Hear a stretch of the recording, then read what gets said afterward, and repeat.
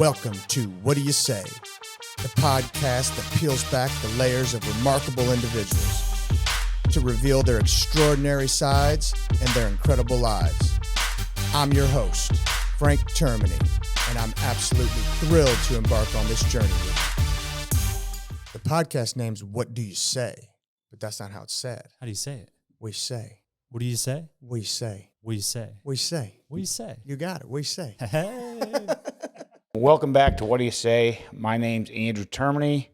Before I kick it over to my brother Frank, we'd like to ask you to go out there and please like, subscribe, turn on those notifications, and leave us a review to let us know how we're doing. And Frank, I'll kick it back to you. What do you say? I think we need to remind everyone, because I listened to the podcast again. Yeah. With Russ Tuttle. Okay. People got to listen to that podcast. Oh, yeah, that was powerful. I mean, if there's any podcast on our list, on our on our list, that's pick out one, I think that's the one that you got. This guy we had on kind of started an organization to combat human trafficking in Missouri and Kansas. And the one thing that I can say is human trafficking is not what you think it is. Well, our friend does that, Charlie Lamento. So I'm going to have Charlie Lamento on here too. Yeah, he actually is quitting because nothing's happening. Well, he's frustrated. And when you listen to Russ, he said that he actually made the comment. He said these guys can't do this for that long. He said the stuff that they have to see and the lack of progress that they get from it, it's just too hard. And that's why his philosophy is you need to stop it before it starts, and you got to stop it in your house, in your schools, on your teams, and all that. And I think so many people hear human trafficking and they think, there's a kidnapping, there's some kid tied to a radiator. They think of taken. Taken is not a good version of what human trafficking is. It's that's about like less than 2% of what's really going on. So, I mean, I have you re-listened to that? No, I have not. Dude. Good? It's not that it's not, I mean, it's. I felt like an idiot because I was like so blown away by the message that when he looked at us and like, like, where's this conversation going? I'm like, I got nothing right now.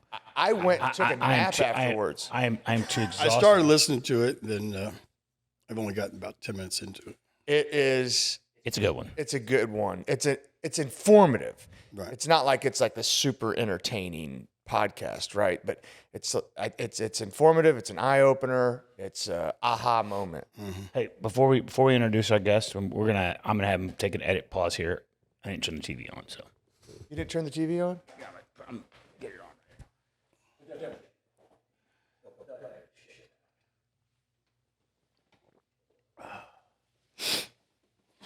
on. How did you turn it on? Will you just plug it in? Yeah, I don't know what's going on. I don't know. It works. It works every time. Was that on yesterday? Oh yeah, it was on yesterday. Was it? Oh yeah, I always put it on. You just don't notice. All right, so today we got Coach Bennie Palwntere. Coached at St. Paul. How many years? So you coached in the 80s, 90s, 2000s, 2010, 2020. That's what, I was thinking the other day. I'll be 59 June 13th. I've been coaching 5 decades. That's a math problem. I mean, I was trying to figure it out. I said, well, you coached in the 80s. 80s, yeah. Late 80s, probably. Late 89 was first. Your first year? Yeah. 1989.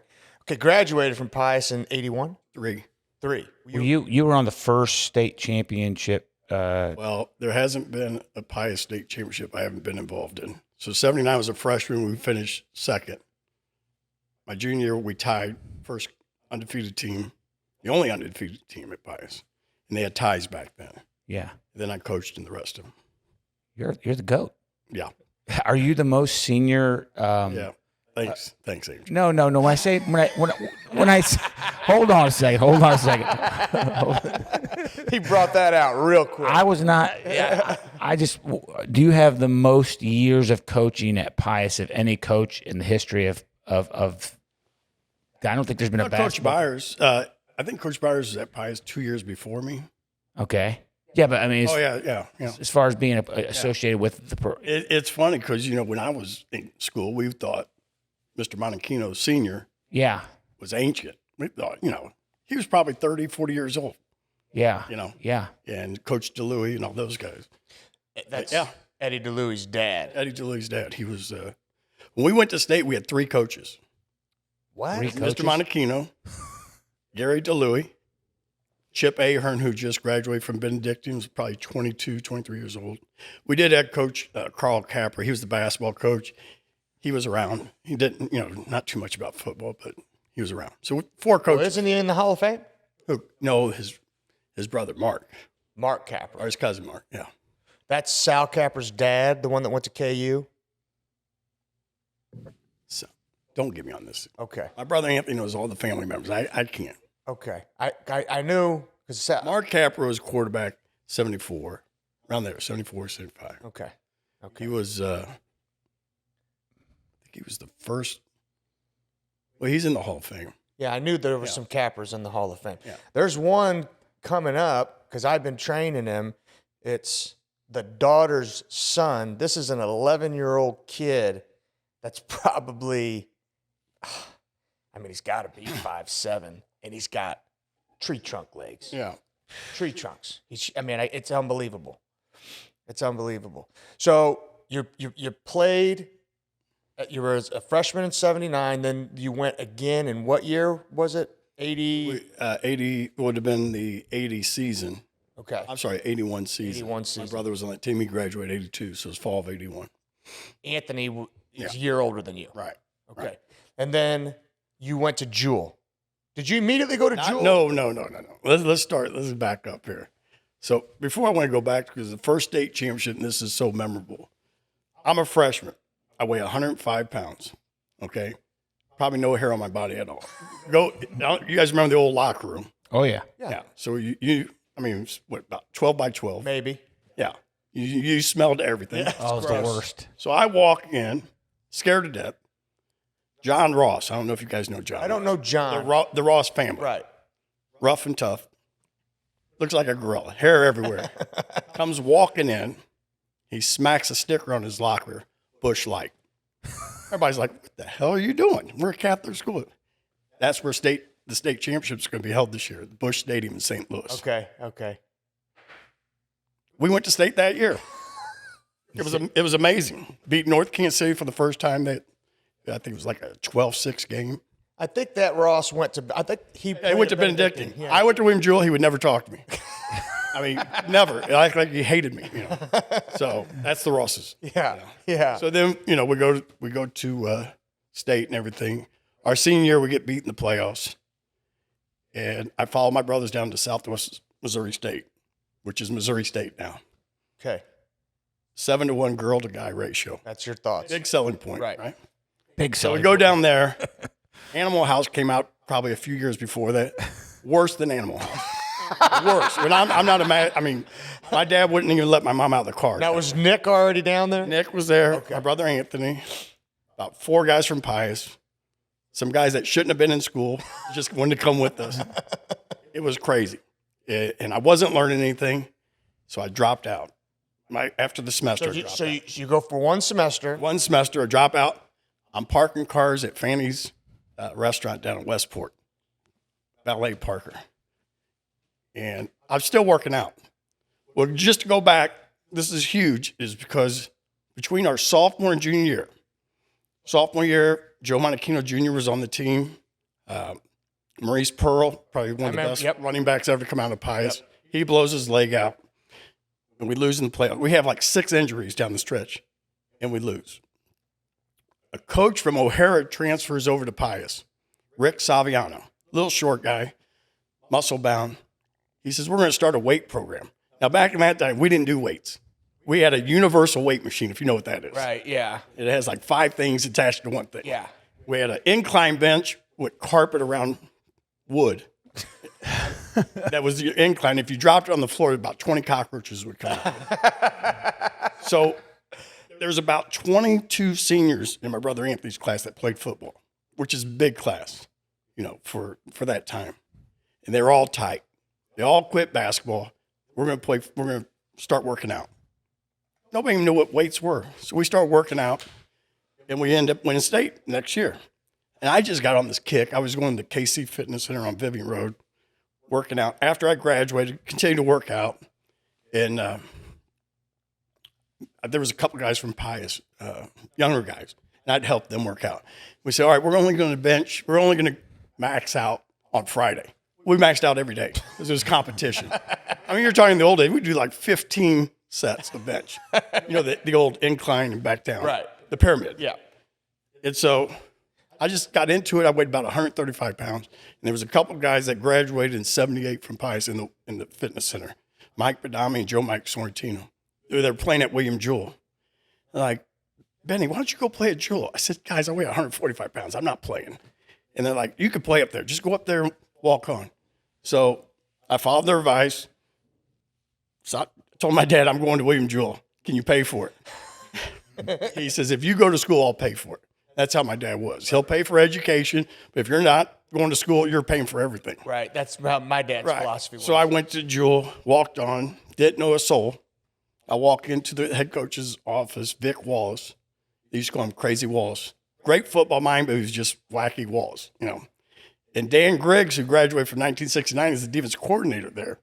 Oh, okay. So he coached you. So he's in the office, and I played in tailback at Pius, 145 pounds. I'm like, they're running split offense, both running backs weigh about 225 and 235.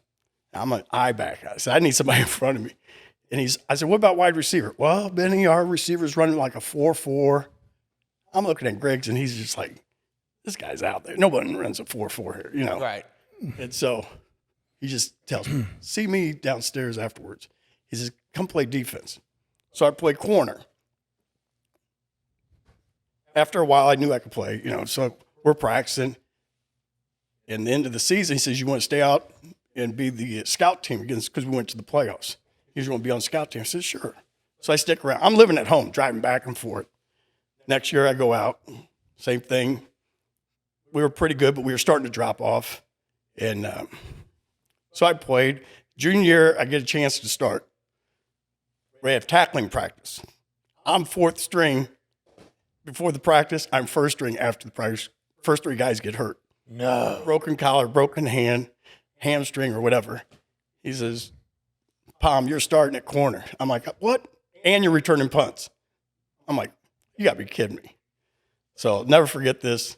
Playing Southwest Baptist. They drive the entire field. It's 0-0 game. They drive the entire field. Our offense was struggling. They drive the entire field on the 1 yard line, first and goal. We hold them for 3 downs. Fourth down, I'm going to make a play. I come off the edge, really, bootleg, tight end in the end zone, touchdown. To this day, and I tell all my defensive backs, never look in the backfield. Look at the fat guy on the line of scrimmage. He'll tell you everything. The tackle and tight end will tell you everything. Tight end can go out for a pass, but the tackle can only pass block, run block, or pull. So if he's pass blocking, who cares what's going on in the backfield? Get your ass back. So I've learned that lesson. I teach all my kids that. And we've lost, Pius, we've lost some games. You think I don't remember? Oh, I know you remember. I know what you're talking about, too. Yeah, but that's a huge lesson. And then I'll tell you what, because I talk to these parents all the time, and they say, oh, we want to go to this college, that college. And they're always talking like D1 schools. We know what a D1 kid looks like. Right. I've had one in 35 years, and Jay Sean Ross. That is a D1 kid. D2, NAI, go play if you want to play. Right. If you love the sport, go play. Yeah.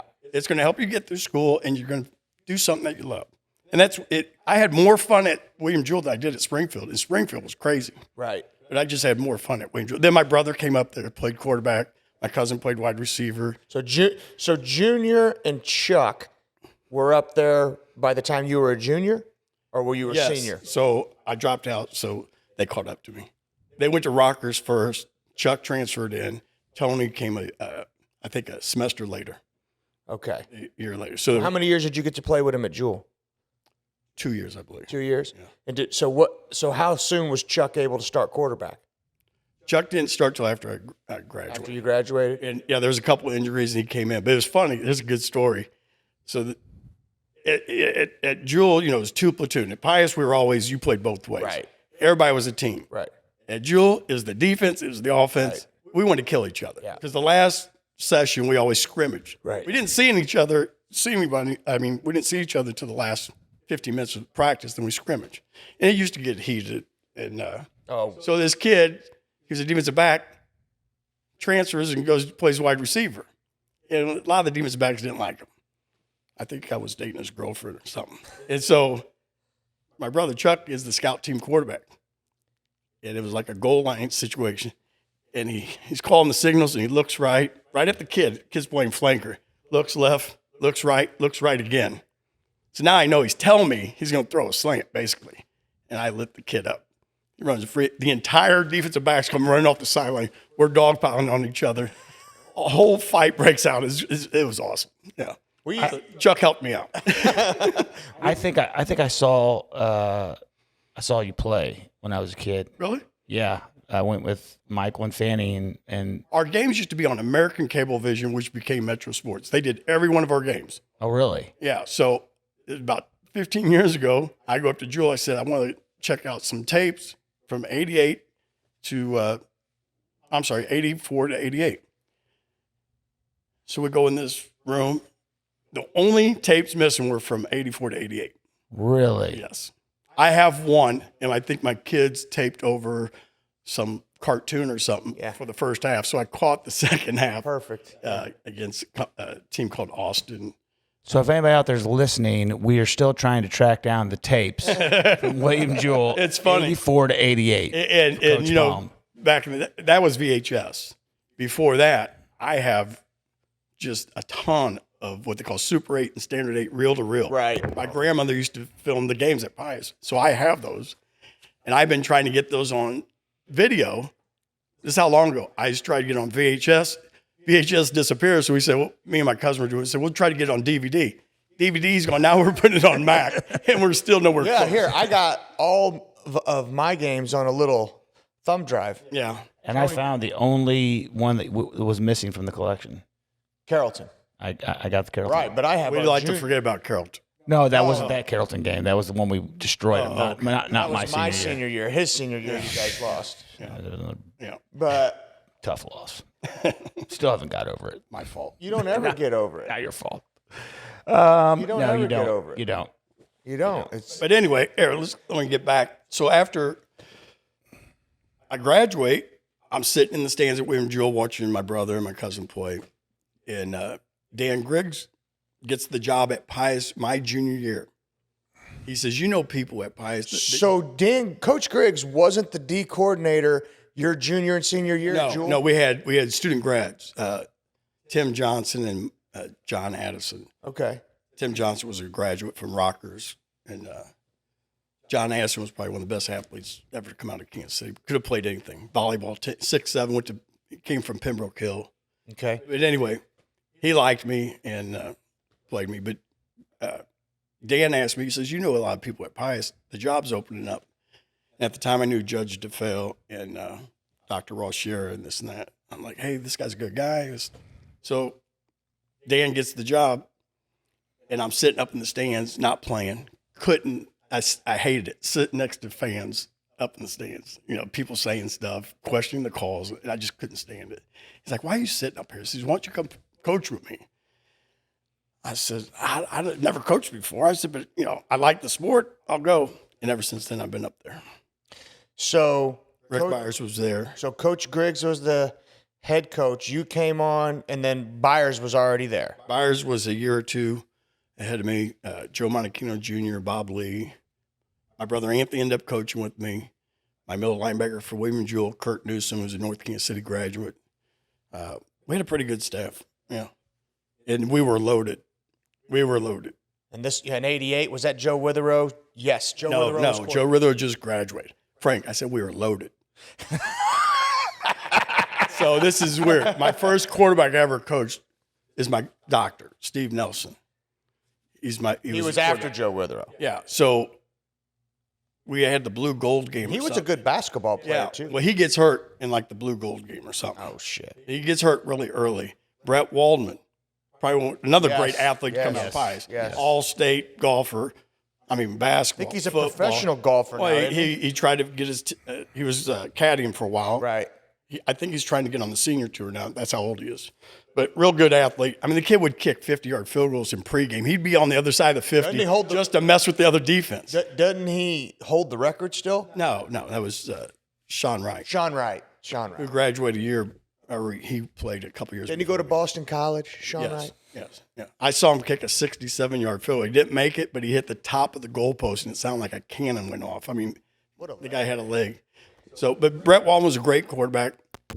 Then we're loaded, and we go undefeated. We're playing Northtown. We're playing Excelsior Springs. We're playing all these big schools. We go to the playoffs, and we lose to Cameron, I remember.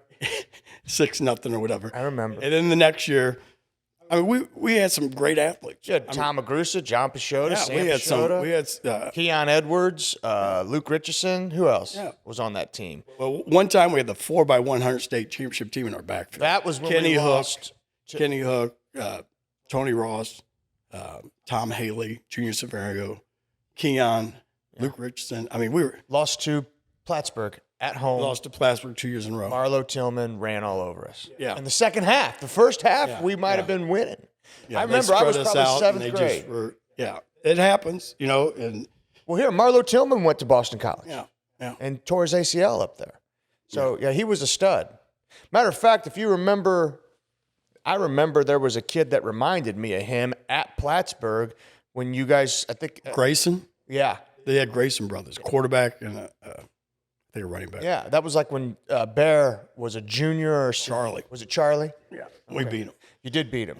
But that kid. Yeah, was they were great. good. It was always a tough place to play, Yeah. but So You know, we had the curse because if you remember, 88 we lose to Cameron, 89 Plattsburgh, 90 Plattsburgh, 91 would have been we lose to Lexington. no.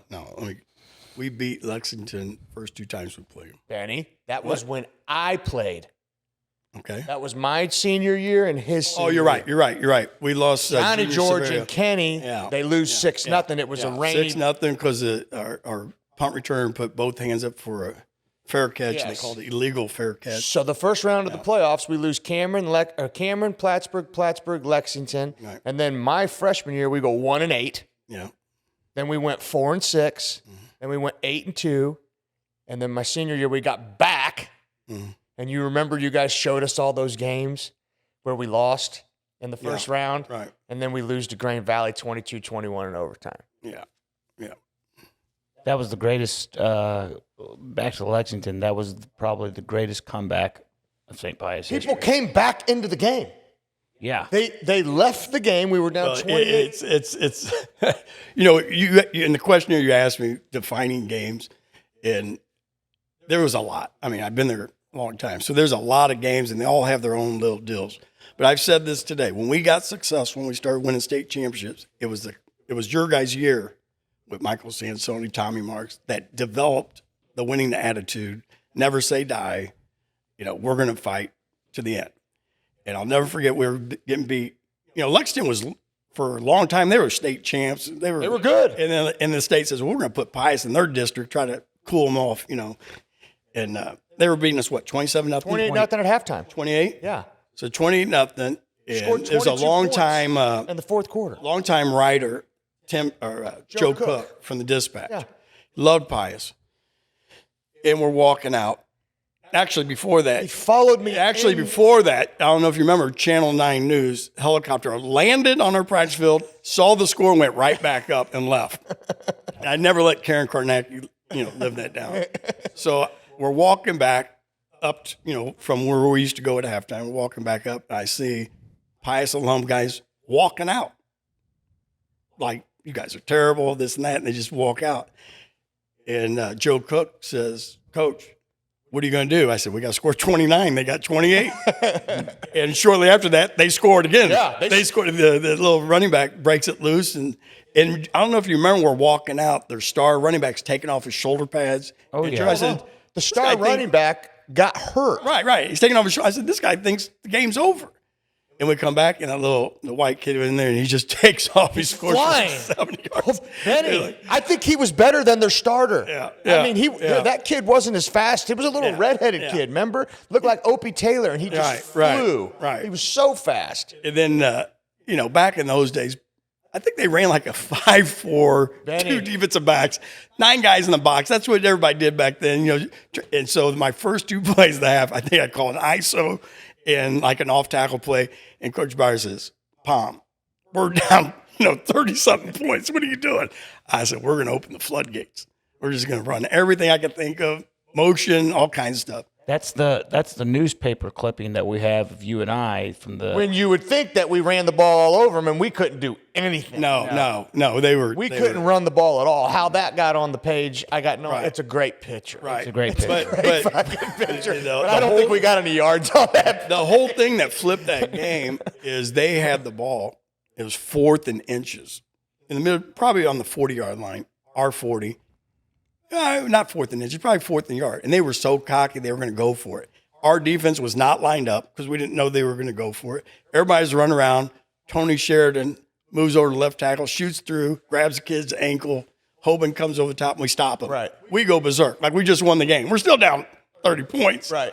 And we run a couple flea flicker stuff, and we score. Well, Tommy abused that corner. Yeah. I mean, then we end up scoring. That just started the ball rolling, and they couldn't stop it.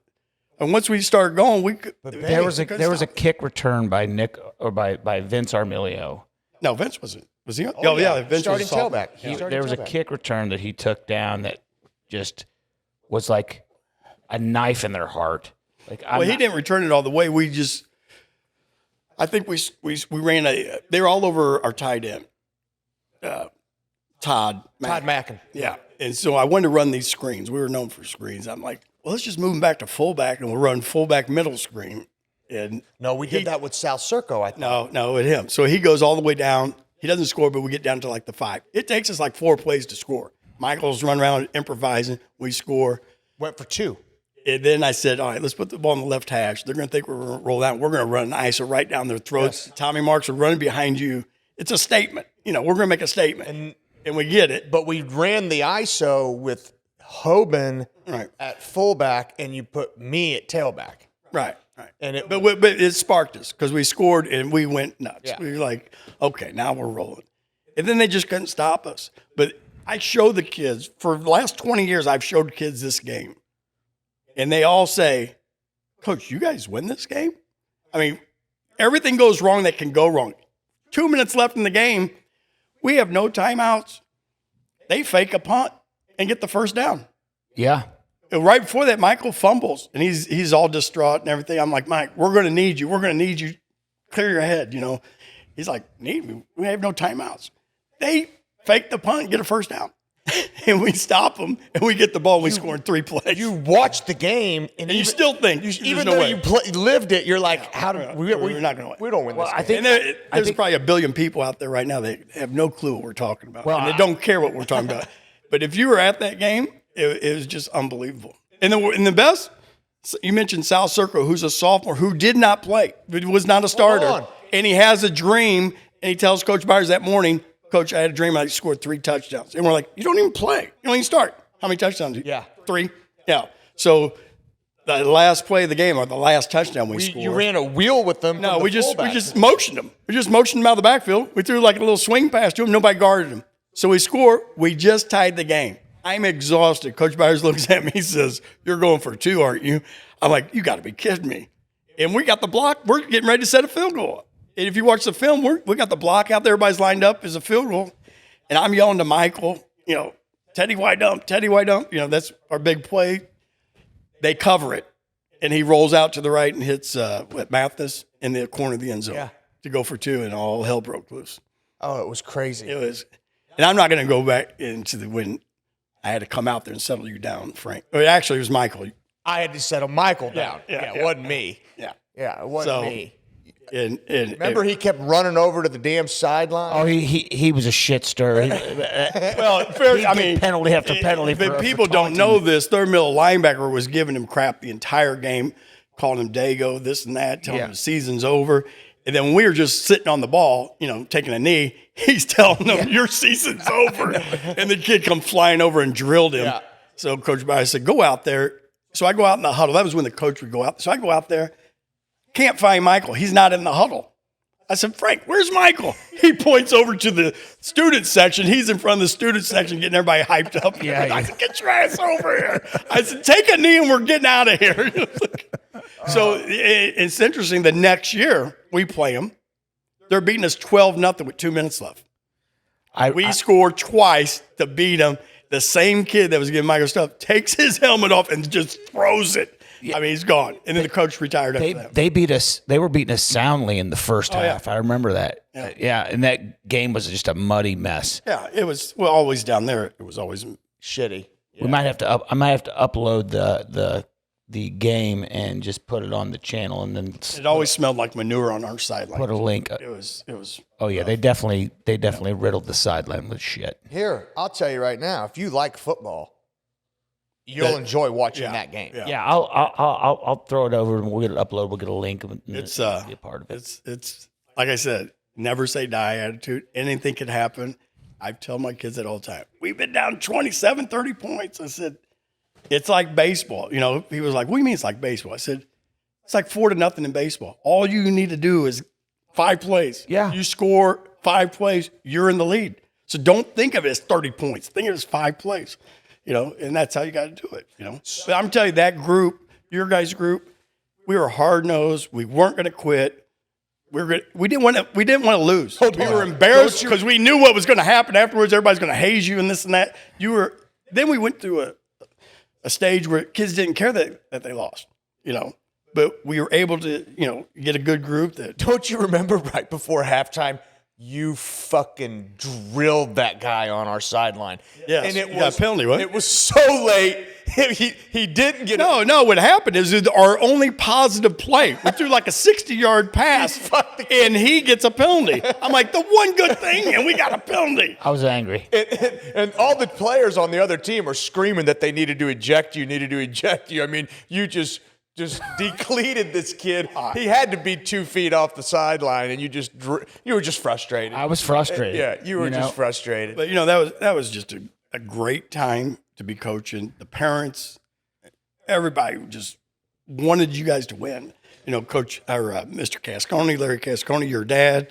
And they were there before we were there. They were there that early in the morning. Hold on. We used to be in 7th hour. I would look outside the science building, and my dad and Uncle Larry would be at the damn field. Right. Yeah. So those were... Uncle Larry'd be walking Cubby.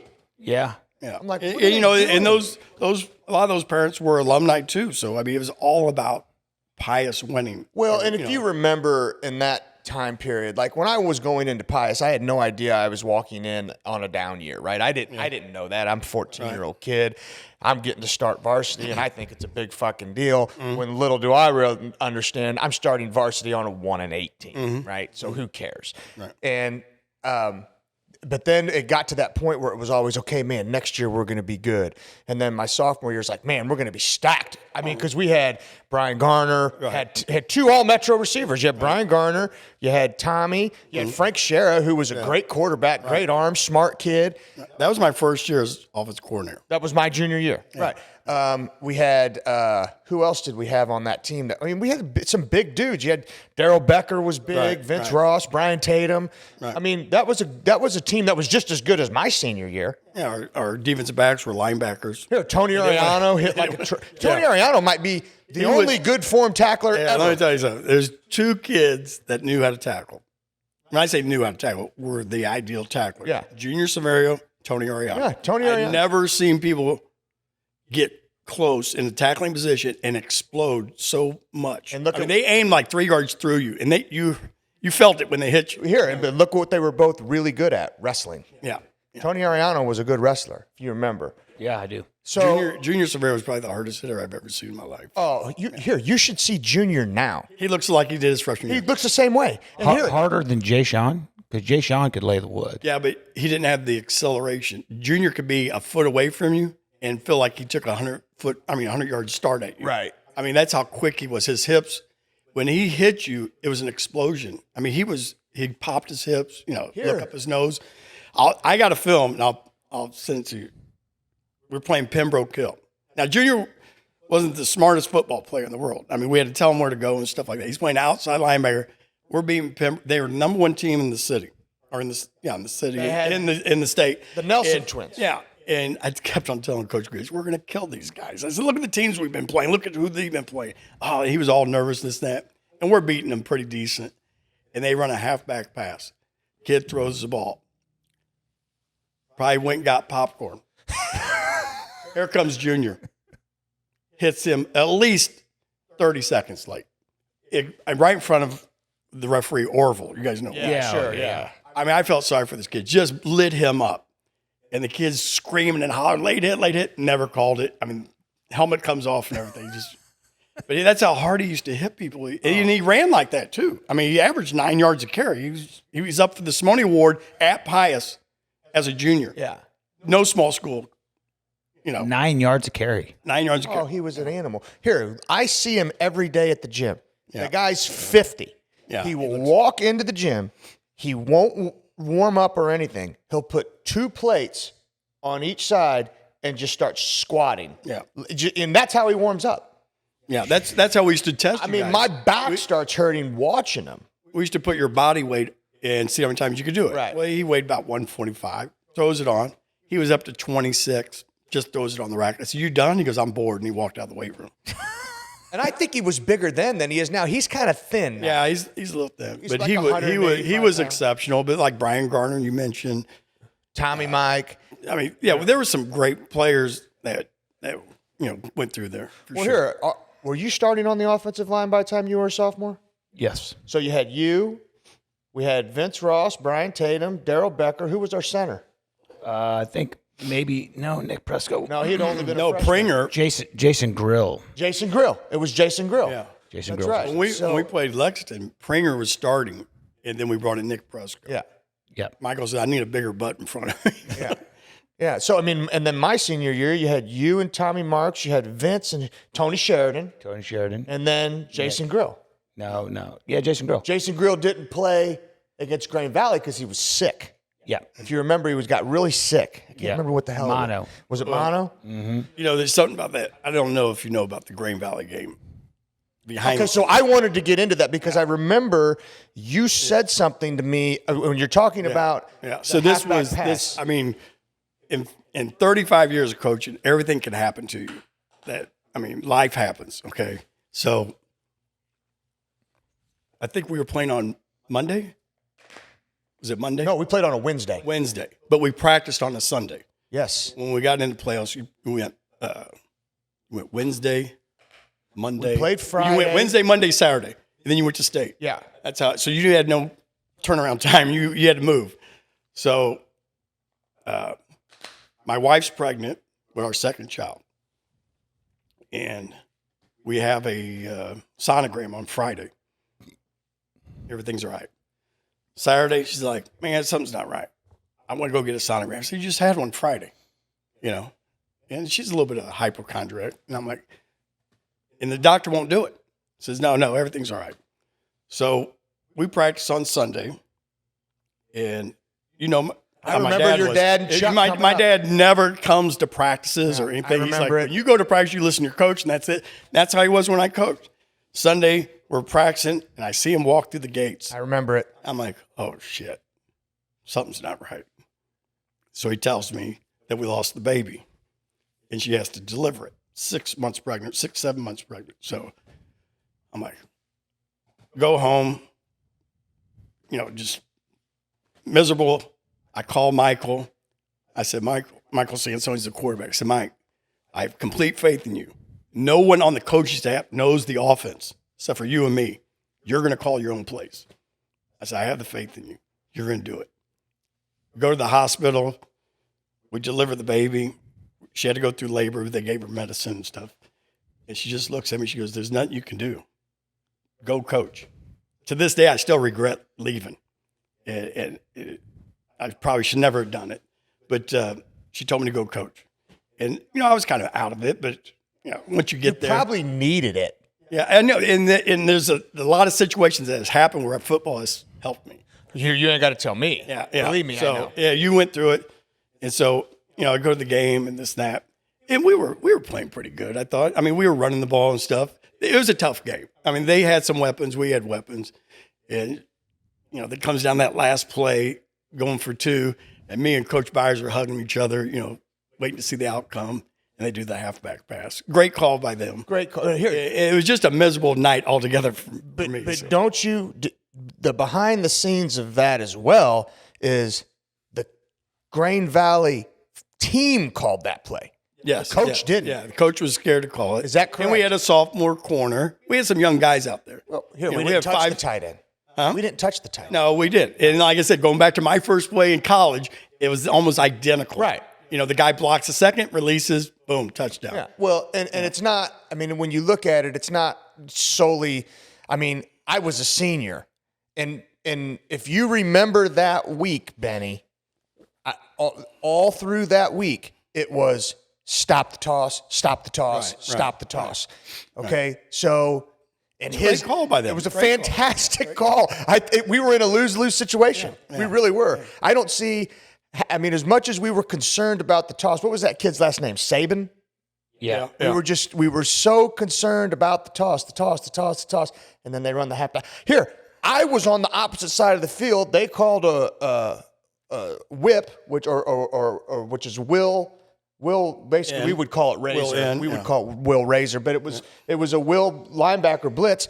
Quarterback, I come off the edge. Quarterback reverses out and tosses, and I stopped. I just went like this because our whole entire team swarmed him, and the fucking guy takes one step and throws it. But you know what? that made me a better coordinator. I remember that, put it in my head. We beat O'Hara like that, So, as a coordinator, I played defense in college, but I knew every play that hurt us. Here, all those screens, a lot of those screens come from Baker University that used to run middle screen against us. Benny, Killed us. When Bear was on this podcast, I said, and he agreed, the most valuable thing about half, not taking anything away from him, he's a smart guy. The most valuable thing about half was being able to use you globally. Mm-hmm. And not just on the offensive side. I mean, just as much as you know about defense, every single facet of the game. Right. Offense, defense, special Where do you think teams. that came from, Frank? I don't, talk about it. We need to go back because my dad, his name was Benny as well. Yeah. Was an athlete. I mean, played baseball, played football, played basketball, went to Winona, Minnesota, was in the Hall of Fame for football and baseball. He grew up in the North End. A lot of kids didn't play sports. They were shooting craps or whatever, And my dad was a straight shooter. And anyone that knew my dad, and it was a testament at his funeral, people all over the country came and said, "You won't believe what your dad did for me." He didn't tell people what he did, but he'd give, if he had $4 in his pocket, he'd try to give you $5. That's how he was. Here, I'll tell you this. My dad died August of 12. When did your dad die? It was really close. I think it was around 2012. Okay. Because my brother Nick died 2010, I believe, and then Nick died in August of 2010. Yeah. My dad died August of 12, and I can't remember when your dad died, but I remember Deacon Mike coming up to me, and I think my dad might have died after yours, but I remember Deacon Mike coming up to me because they both went to St. Pat's. My dad and your dad both did. St. Pat's? Church. Oh, yeah. Church. No, my dad was a De La Salle guy. Right, De La Salle. Yeah, and then they both went to church at St. Pat's.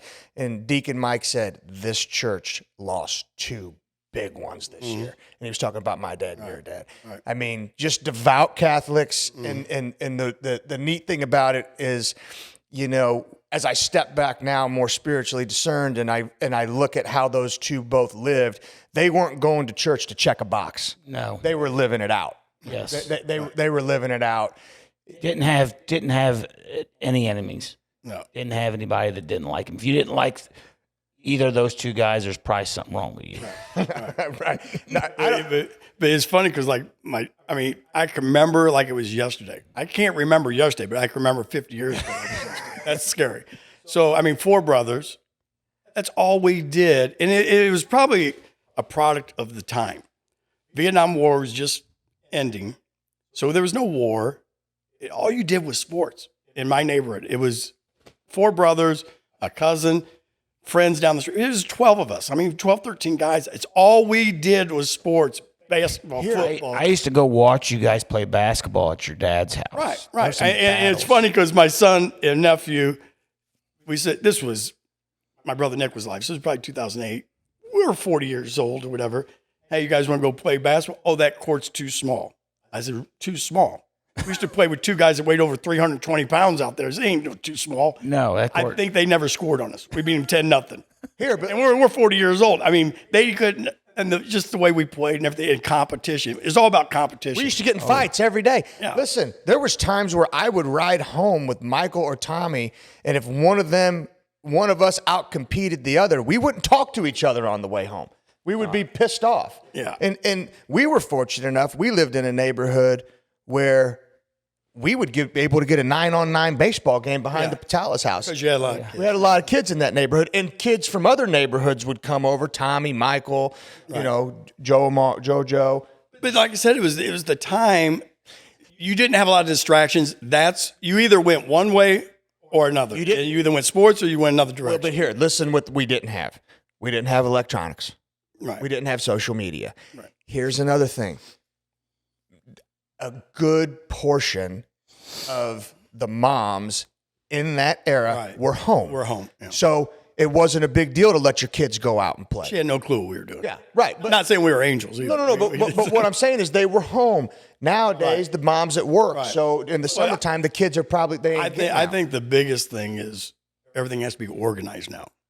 Organize this, organize that. We organized our own stuff. Right. I mean, we started a softball league. we made up a game called the Via Ball. I don't even know what it was. What would we even do? Greatest We game played of that all all through college. I mean, but I mean, Greatest game. my brother Anthony was a big part of that. He was always an organizer, you know, and stuff like that. We used to play football against the guys from Northeast. It was called the Northeast Turkey Bowl game. Yeah. And we'd go play up St. Pat's. We were doing that all the way till we were grown men. Yeah. You know, it's just crazy.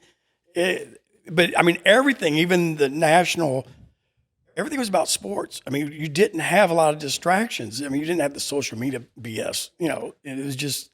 And now We were fortunate to grow up in that time, and it's funny during COVID, before Anthony got the job, I'm driving up my street, and I see 8-10 kids playing basketball right down the street from me, three houses down.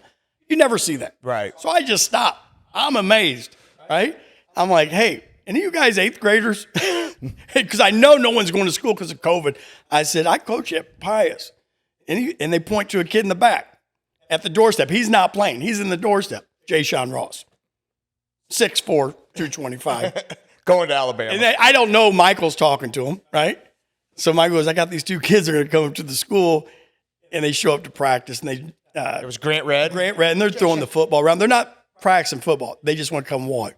And I'm walking off the field, and they said, Coach, can we come out for football tomorrow? You sure can. And the rest was history. So they were playing in Highland Park? Yeah, he was living in a house 3 doors down from me. Okay. And there was a bunch of kids. A lot of the kids went to North Kansas City. Mm-hmm. And they were just playing basketball and stuff. Here, I was just excited to see kids playing sports, you know. So, Yeah. Well, and I was trying to see if I can get 1 or 2 to come by us. Last, it was the summertime, and I don't remember where I was on the way from one facility to the next. And I went through Brooktree just to take a trip down memory lane. And I drive past Brooktree Pool, and it's a ghost town. It's the middle of June. Brooktree Pool, when I was a kid, was pandemonium. You'd have had 100, 200 people down there between the pool, the park, the basketball court. basketball court. I mean, and it was just pandemonium, and now nobody's down That's there. why I wish, you know, these traveling teams and all this stuff, I can't stand it. It is Dumb just as the day's brutal. long. I Dumb mean, as the day's long. and I'm like, here, I've been coaching for 50 years. I can tell you the end result. Either kids don't want to play when they come to high school, they're burned out or whatever. And I make the comment, if you're good at something, you're good at it. If you have good eye-hand coordination, you can hit the ball, okay?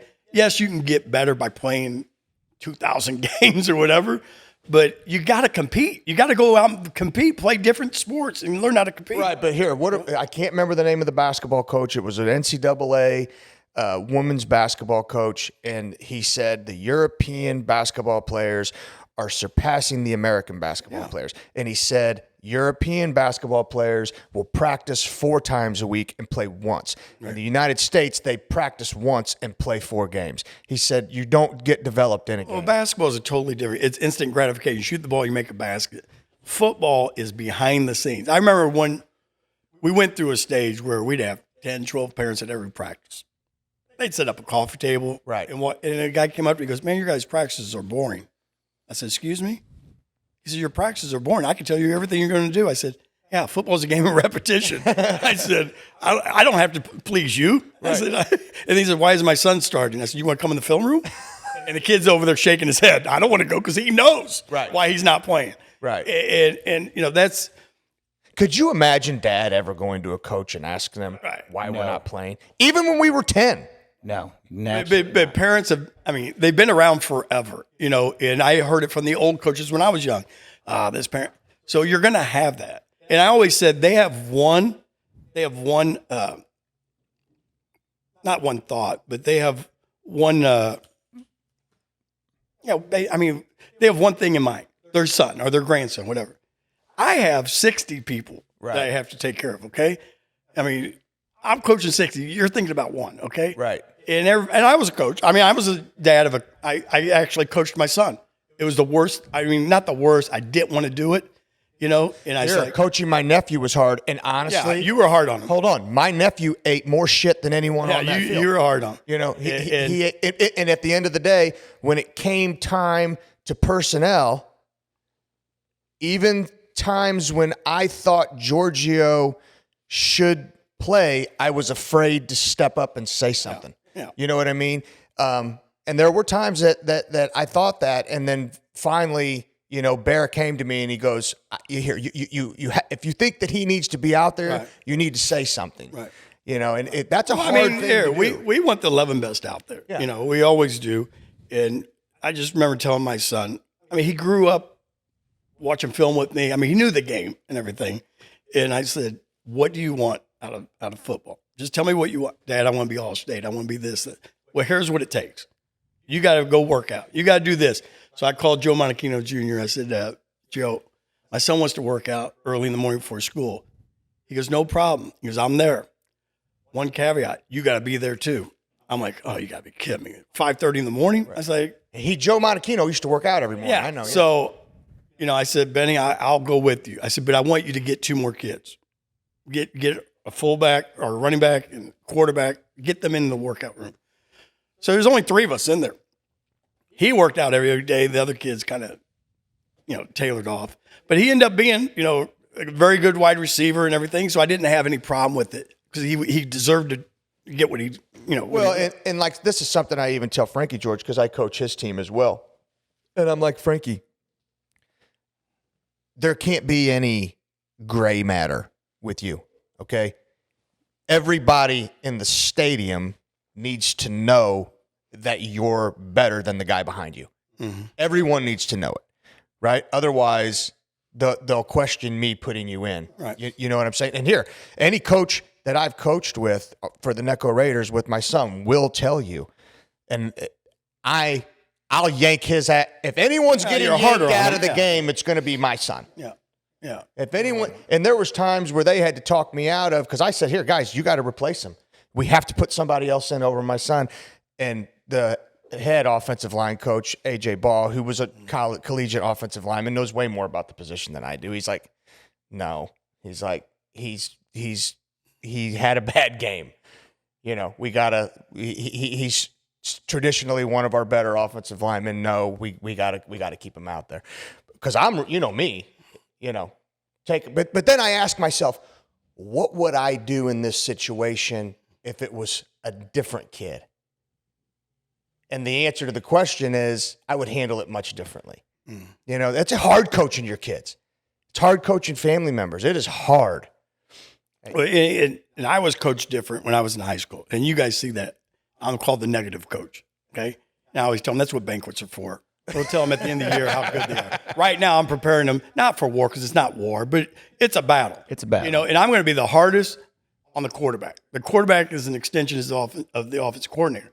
So Michael, my own cousin, would cuss me out, go home, tell his mom, Fanny, can't stand cousin Benny. He's a J.O., this or that. I mean, he would go off. Hold on. What about the time he came off the field and he threw, he threw a pick and he goes, you can't read cover 2. He goes, say you can't read a defense. No, Look at me right can now. you read cover 2? Can you read cover 2? You're damn right you can't read cover 2. And He made him say it. And Michael and goes, to this day, as a coach, I still get on him in coaches' meetings, and he'll pull me to the side and goes, I know what you're doing. You know I can take it. He goes, I want you to do it. He goes, I want you to scare the other coaches. But he wrote me a long, and I still have letters from players. He wrote me a long letter when he graduated. Now I know what you're doing. You knew I could take it, and you wanted me to lead the team, stuff like that. Yeah. Him and Nicky Ralph Labruzzo, but not the greatest athlete. And he's 6'3" now, but he was like 5'6", 5'7" when he was in high school. The greatest leader I've ever seen. Unbelievable. hold on. And how long did he hold state records? He was, I can't remember the actual number. He had the most consecutive completions in a row. And the one he dropped, or the one that we dropped, was a swing pass to, I think, one of the Cashmores, or I don't know. Who were very sure-handed guys. Yeah. He dropped a swing pass. But he was, and Coach Bear will tell you this, if he got sacked, he would tell the lineman, my fault. I should have thrown it quicker. Yeah. You know, and the linemen loved him. They protected him and everything. He was just the greatest leader. Poised, very poised. Yeah, just Here, another thing. Shit went good. He didn't get too fired up. he was the first one down. If he threw a touchdown, he was the first one down to congratulate the guy that scored. Yeah. He would jump on him and go crazy. I mean, but if things were going bad, he didn't get too far down. Yeah. You know what I mean? He was perfect for that position. That begs the question, since I know what you're going to say. You better not. I'm going to say it. We're going to have some power rankings from Well, I thought about this for a long time because I've been around for a long time. And I've seen, and I do forget people and stuff like that. I've been toying around with putting my top 11. Offense, defense, and everything. And it's extremely difficult because they're all different in certain ways. But you got to also look like, okay, if you're going to do your top 11, who would it be in trips? Who would it be in if you're in 21 I'm talking personnel? about, when I say I've been coaching 35 years, I went to school there for 4 years. I started watching football there in the early 70s. Sorry, Right. early 70s. So you're talking Mark Capra, Vince Savella, Tim Presco, all those guys. I watched them, okay? And it's a little different because you're a little kid and you idolize these guys. And then when you get into playing with them and coaching, it's a little different. But it would be extremely difficult to come up with just 11. You'd probably have to have a first, second, and third string. Yeah, I know. And even that would be hard. That would be difficult too. It's just, like I said, Nicky Ralph was a great leader. Yeah, He wasn't the greatest athlete. Here, try and do it with quarterbacks. I mean, that would be hard right now. Well, I mean, here, Brett Waldman, Nicky Ralph, Mosh, Sal Circo, But Kenny hold on. Hook. Sal Circo was probably a better wide receiver. He was. He was a hell of a good running quarterback. He was a very good wide receiver. And Michael will tell you that Sal would tell him, just throw it somewhere, I will catch it. Yeah. And you want that as Here, if you ask Michael who he trusts more, Tommy or Sal, he don't know how to answer the question. I mean, it's a tough question. we for had him. great receivers. I mean, Tommy could run the fade better than anyone. And we haven't even mentioned Garner. And Brian we Garner was mentioned just a Brian Garner. super athlete. I mean, he could out jump anyone. Anybody. Wasn't the fastest, but he was quick and made you miss. And his hands. Yeah, he was. I mean, Jay Sean Ross, just throw it up. He's going to catch it. We had some great tight ends. Chris Bear. I don't know that you could put anybody in front of Jay Sean in any position that he played. He is going to be on the starting. But you can look at their career, but he had a great. He's genetically freakish. Yes. I mean, But there's he's a 6'5" kid that could do a standing back tuck.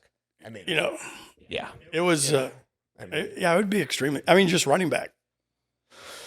I mean, you got Junior Samario. You got Junior. You got Cashmore. You got both Cashmores. both Cashmore. You got Ziggy. Ziggy. And then Willie Cashmore was 6'1", almost 220, 230. Hold on. And then Ziggy also has to be in the discussion as a wide receiver. He'd be my kick returner. I mean, Great kick returner. You got Junior. You got the Cashmores. You got Ziggy. You got, Maurice Pearl. which I never got to see, but I knew he was a Maurice Pearl, you Hold give on. him 3 inches, he was gone. Hold on. Coach Ringo. Coach Green. Coach Ringo was a hell of a running back. Yeah, he was a product of 22 seniors. He was a system guy. You know? Did really good. Maurice Pearl was a different level. Yeah. Getting letters from USC, Oklahoma. Yeah. Back then the newspaper was all about Maurice Pearl. Yeah. And his brother Mike Pearl was really good too, but Maurice was unbelievable. You know, even if you look at God. People are going to be eagerly waiting Coach Palm's power rankings. I'm telling you that right now. If we did that, we'd have to have in a bar or maybe in the gym, just Pius football players. Yeah. 'Cause a riot would probably break out. Yeah. It'd be a little crazy, Well, I thought about that. We should just have one big party and just I think it's a great idea. you get Coach Byers, more people that could put input in. Yeah. Is really good. But I've been there, so yeah, I could say my offensive guys and Coach Byers say his defensive guys or whatever. Yeah. But Anthony Simone was great. He was one of those kids I didn't have to explain stuff to, and that was the different. If you had a quarterback, His son's you the didn't same have way. to explain things. I'm not going to mention names, but we had a couple quarterbacks. I had to basically draw it out for him. Yeah. Where you had Michael, Nicky Ralph, Sal, Grant Gavin was really good. Grant Gavin had a cannon arm, but I just said, all right, this is what we need to do, and they would do it. You didn't have to explain every little thing. Well, to them. and here, when you look at middle linebackers, the guys that played middle linebackers between you, Bear, Vince Ross, Carl Barron, Darren. DeLuey. Yeah, But DeLuey wasn't a Mike back. Darren Pringer, I said Pringer. Darren, you, Vince Ross. I said Vince, Bear, We always had a good. you, Darren. Here, at the end of the day, look at what you probably have to do. Who fucking won? Darren and Bear. But Yeah. but here, 4-3 defense. What makes a middle linebacker? Your tackles. Yeah. Who played in front of Anthony? Charlie. Hold on. on. And I still, to this day, every coach that coached against him, Coach Montiel, old Mr. Montiel would say, our kids hate playing against Charlie. 2, 3. Now, program said he weighed 275. More like 315, 320. Hold on, Yeah. and But Edie move. would not let us put over 300 in the program. He ran probably the first 5 steps faster than anyone. I tell you. There's film, Shawnee Mission Northwest, when we played them, 6A school, the guard, and his dad would film from the sideline so you get that view. The guard went to block him. Charlie's nowhere to be found. He's behind him. He's already behind him. Here. You're like, how did he do that? You can easily. Okay. Dang it. You got me, Is Drew? this on? Is this on? This thing on? You could easily right now say Charlie's one of the best defensive linemen. One of the best defensive tackle players I've ever. He took on 2-3 guys. That's why Anthony was making 20-something tackles. And here, look at us. We had a very green defensive lineman who was productive, but would overrun the play a lot. Who are you speaking to? Chris? Yeah. Yeah, Chris and Frank. Yeah, he would overrun the Tony play a lot. Sheridan was a good player. Yeah. Tommy Marks, Tony You got to Sheridan. take 2 guys on. You got to be able to take 2 guys. You can't command two. But what we would end up doing is, as a core, and just so everyone knows, Vince Ross was the Mike, you were the Sam, strong side backer, I was the Will. But we were good at taking on blocks for each other as linebackers, right? We would take on blocks for each other. There was time here, because at the end of the day, who got picked on? What do you? You're the weakest. I got picked on. I did. Out of those 3, if you're an offensive coordinator, who are you running the ball to? Well, I thought I could misdirect you pretty easily because you went. Yeah. You're going. Yeah. First thing. So if you're going to run the ball at someone, you're not going to run it at 230 or 240. You're running it at 190. So there was times I wouldn't even know who made the tackle because I just got smoked.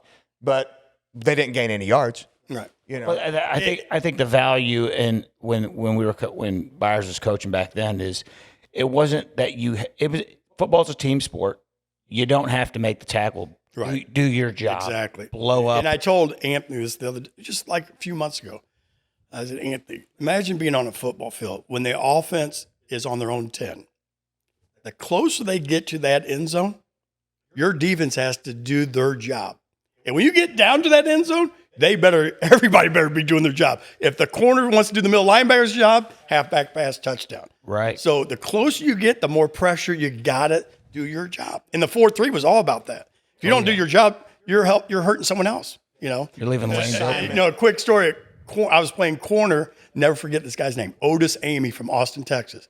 He legitimately ran like a 4.3, 4.2, and as a corner, you had to jam them in. You had to make sure they go inside. If not, the free safety had to cover from the middle of the field to the sideline. And my best friend, Nick Griffin, who's a comedian, he's on Letterman and all that stuff, he's free safety, and he's a nervous wreck. When I go meet him the night before, he's drinking a bottle of KO Pectate because his stomach's all messed up. So they run a fade, and I go to jam this guy. He's not there. Like, where the hell did he go? He's already on the sideline, touchdown. Nick comes over and he says, were you going to touch him? I said, touch who? He says, Otis. I said, I never saw him. So then I came up with a trick. When they snapped the ball, I would step back into his outside. At least he had to slow down and make another move. They tried to do it right back at me, and I intercepted it. You know, so I get on our corners all the time. And is that I know. I said corners are right next to the coach, so the coach is going to see him. And he's going to get yelled at nonstop. So it's you have to jam. If you don't, you're putting the free safety in peril. I mean, at the end of the day, it's like because I've listened to Johnny Joe Rayburn, who I think is incredibly intelligent from a football standpoint, and Tommy, because I don't understand the pass. I've understood it more as I've had to defend it, but those guys are telling the receivers in cover 2, this is a mandatory outside release, right? Yeah. You have to release to the outside of the cornerback. You're trying to expand your box that you can catch the ball in. In the defense, you're trying to shorten. Right. You're trying to squeeze it as small as possible. And we're telling our corners, you have to make them release to the inside. Because when they release to the inside, they release to all of his help. Linebackers, safeties. Yeah. It shortens the field for the safety. Everything works better when they're forced to go inside. You know, so those are just the little caveats that I've learned as I've coached defense and stuff that I never thought about in high school. You know, I was a fullback. You know, I knew what I knew about the pass game in high school as a fullback. What was a 3-step drop and what was a 5-step drop? So I knew how long I had to protect them. Yeah. That's all I knew. I didn't know anything else. You know, or if I was called, a route, if I was out on the route, and I knew. We threw the fullback quite a bit, though. We threw a ton. We threw the wheel. We threw the bench route. Right. We threw the swing route. We did fullback screen. Yeah. I always thought like pro right down was double tight. No one honored the fullback. No one guards tight ends anyway. Hold on. But when you got double tight and you're not showing double tight, I thought that was one of the best offenses. What about when you're open right up? It's trips. Yeah. But, I mean, they're putting their defense, they're loading up on the trips. If I had a good athlete, I wanted one-on-one. I didn't want to go into junk. Right. So, Coach, you've been coaching for 35 years. Something like that. I quit counting on my fingers. 80. Someone figured out 89 to now. Okay. Math that up. And I did take 2 hiatus. I coached the Necco Raiders twice. I took a hiatus a couple times. I had to step down for a little bit. Who are the coaches at the professional level, either college or NFL, that you say that guy is just built differently? The way that he calls plays, the scheme that they've put together, that is just. I'll tell you what it is. What I think you're going to say right now. What? That San Francisco 49ers offense. Well, I mean, I like his, but it's not always pros. You know, and I was great at stealing things. You know, it wasn't mine, but I stole it and I improvised or changed it a little bit. Of course, the Chiefs, I mean, I like their offense just because their imagination and stuff. I think they get carried away sometimes, but it's all about your guys. You can only do so much. You got to have the right quarterback, you got to have the right receivers, right running backs. But there's guys that are pros are totally different. It's funny because when I started coaching, you had VHS. You didn't have VHS. Yeah, you had VHS tapes, and you'd go see the other team and exchange tapes. Okay, I always thought I had advantage the further we went in the playoffs because the teams never saw us. Right. Some of these teams play us, all the time, and they start picking up on what you do. Nowadays, with Huddle, and you got guys like Frank and Coach Reyes, they're so analytical, they can break it down to a gnat's ass, everything. So I started telling Coach Simone, scout me. Tell me if I have tendencies. Yeah, no. And then so I always had 3 plays off 1 play. They made me scout them. I would always have 2 or 3 plays off the same play. It's going to look exactly like you end up coming back to the original play. You say, they're thinking you're going to do something off of it. Just go back to this, So it's always evolving, just always. You weren't very tendency heavy, though. The only tendency I tried not to. The only tendency that you had and that we didn't really know about was how much the fullback took you to the ball. How much what? How many times the fullback took you to the ball.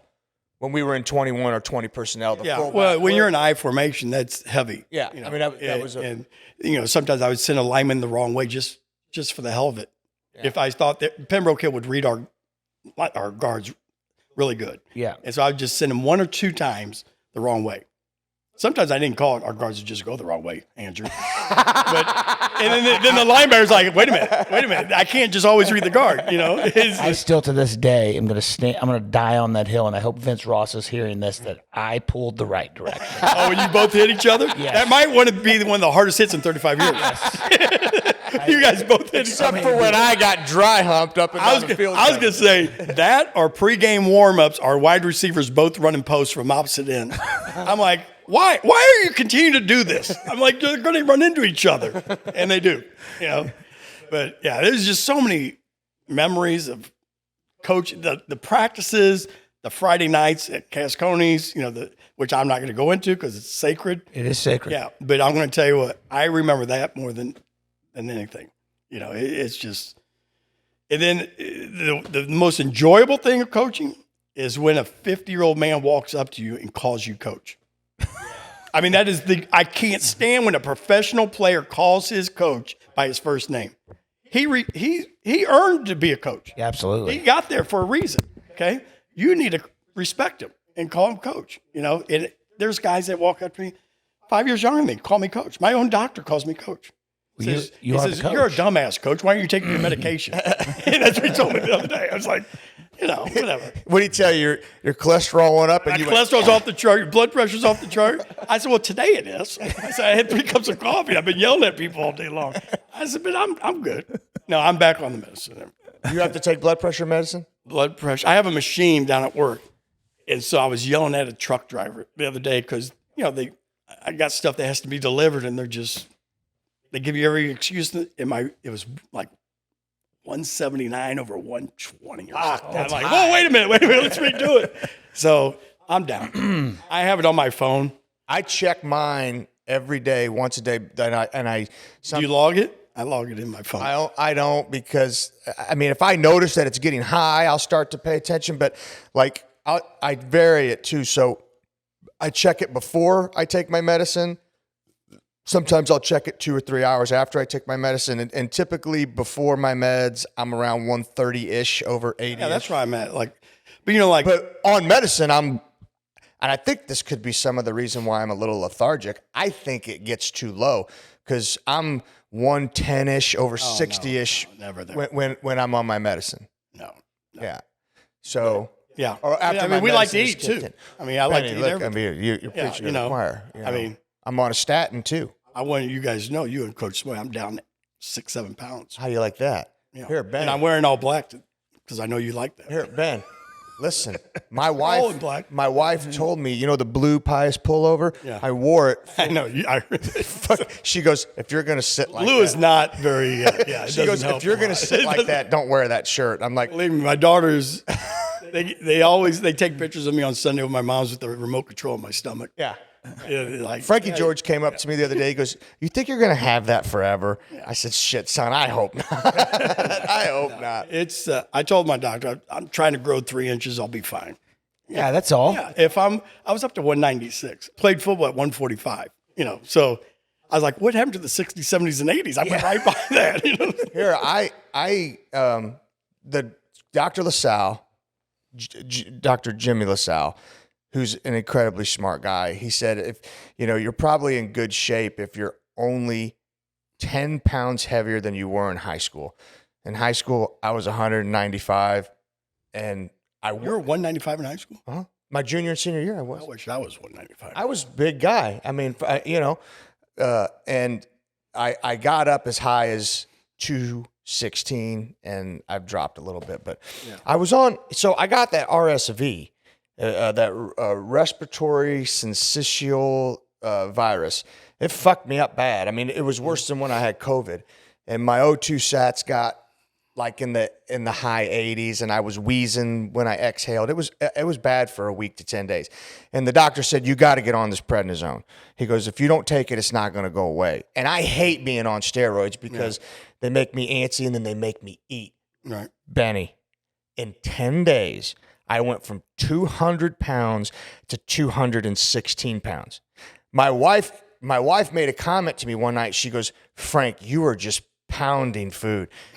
And I took 3 cookies and I stuck it. I'm hiding food from my wife. I took 3 cookies and I stuck it in my sweatshirt and went upstairs and ate them because I didn't want her to see it because I didn't want her to keep fucking. That's why I quit eating at night. Yeah. You know, I by the time I eat, it's 8 o'clock anyway. So that's why I started doing. And I just quit eating like a snack late at night. That's why I started doing the intermittent fasting because here I work till 7 o'clock every night. And then by the time I go pick my kids up and whatever, I'm not eating dinner till 8 o'clock. So what I'll do is I'll eat I allow myself to eat from the hours 2 o'clock to 9 o'clock. And so then I could keep everything in that window. So then I'll fast from 9 to 2, which, I mean, it's, I can lose it pretty quick if I exercise a little bit. So talk to me about your business. Well, I'm a stockbroker by trade. I knew you were a stockbroker, but you also did,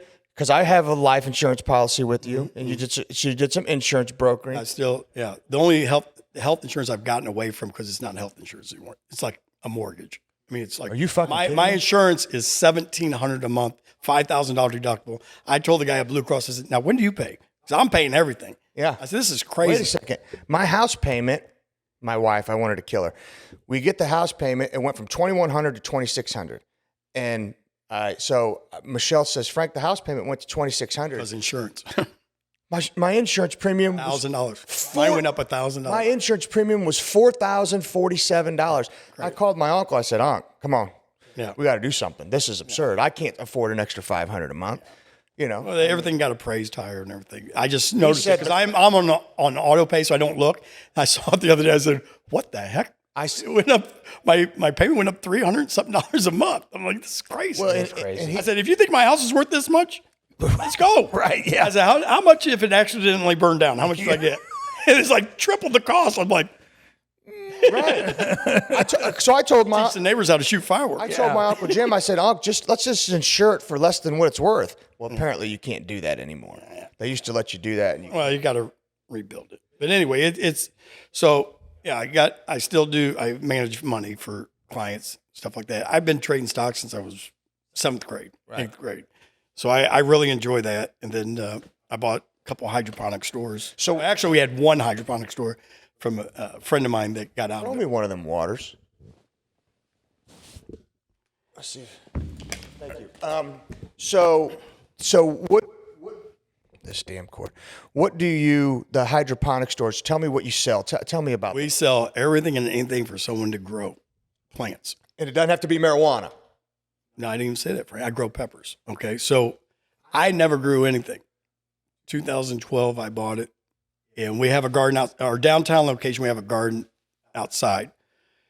And I never ate a pepper. And I'm 50 years old. Okay. I started growing peppers. I don't even like tomatoes. I'll eat tomato sauce, but I don't like them off the vine. I started growing this stuff. I love it. And then it starts telling me, going back to football, if you don't feed a plant right, you're going to have a deficiency.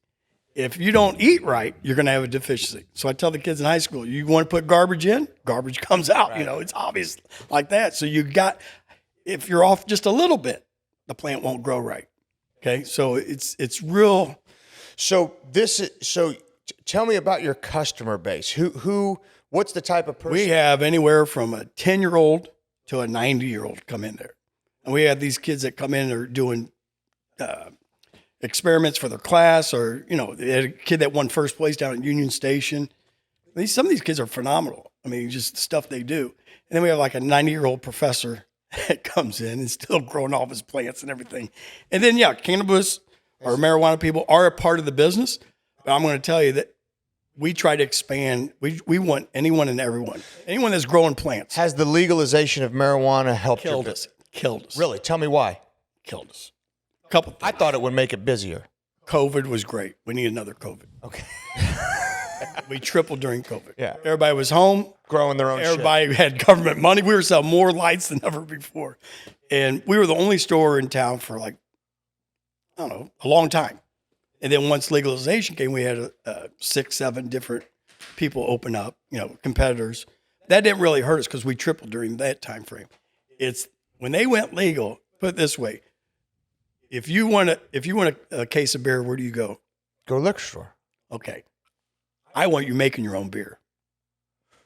So now we got people going to dispensaries. Got it. Right. I want them Right. to grow. Yeah. Okay. Right. Okay. So it really hurt us. So wait a second, but why would somebody who has a grow facility, say a guy's got a 10,000 square foot grow, there ain't anything that you have that guy would need? So I'm going to go back. So the state of Missouri is a controlling state. They want to control who makes the money. They've always been like that. So they say, oh, we're going to have this lottery. You can apply for a grow facility, $10,000, non-refundable. You know how many people applied? Oh, no, Hundreds. I do, yeah. for Hundreds. sure. And a lot of them were my client base. Right. My own manager, who's super smart, geneticist from Iowa State. He applied. Aren't you going to apply? I said, my parents went through this in the 20s and 30s with alcohol. You're not getting a license unless you know someone. So Unless you're going to pay off someone. Yep. So who do you think has all the grows? Out-of-state people. So there might be Kansas City names on it. They're not buying locally. So here, I'll tell you this. So we got a part of it. Me and Andrew were a part of a group who were trying to get a license, and we actually got to sit down with a state representative. Yep.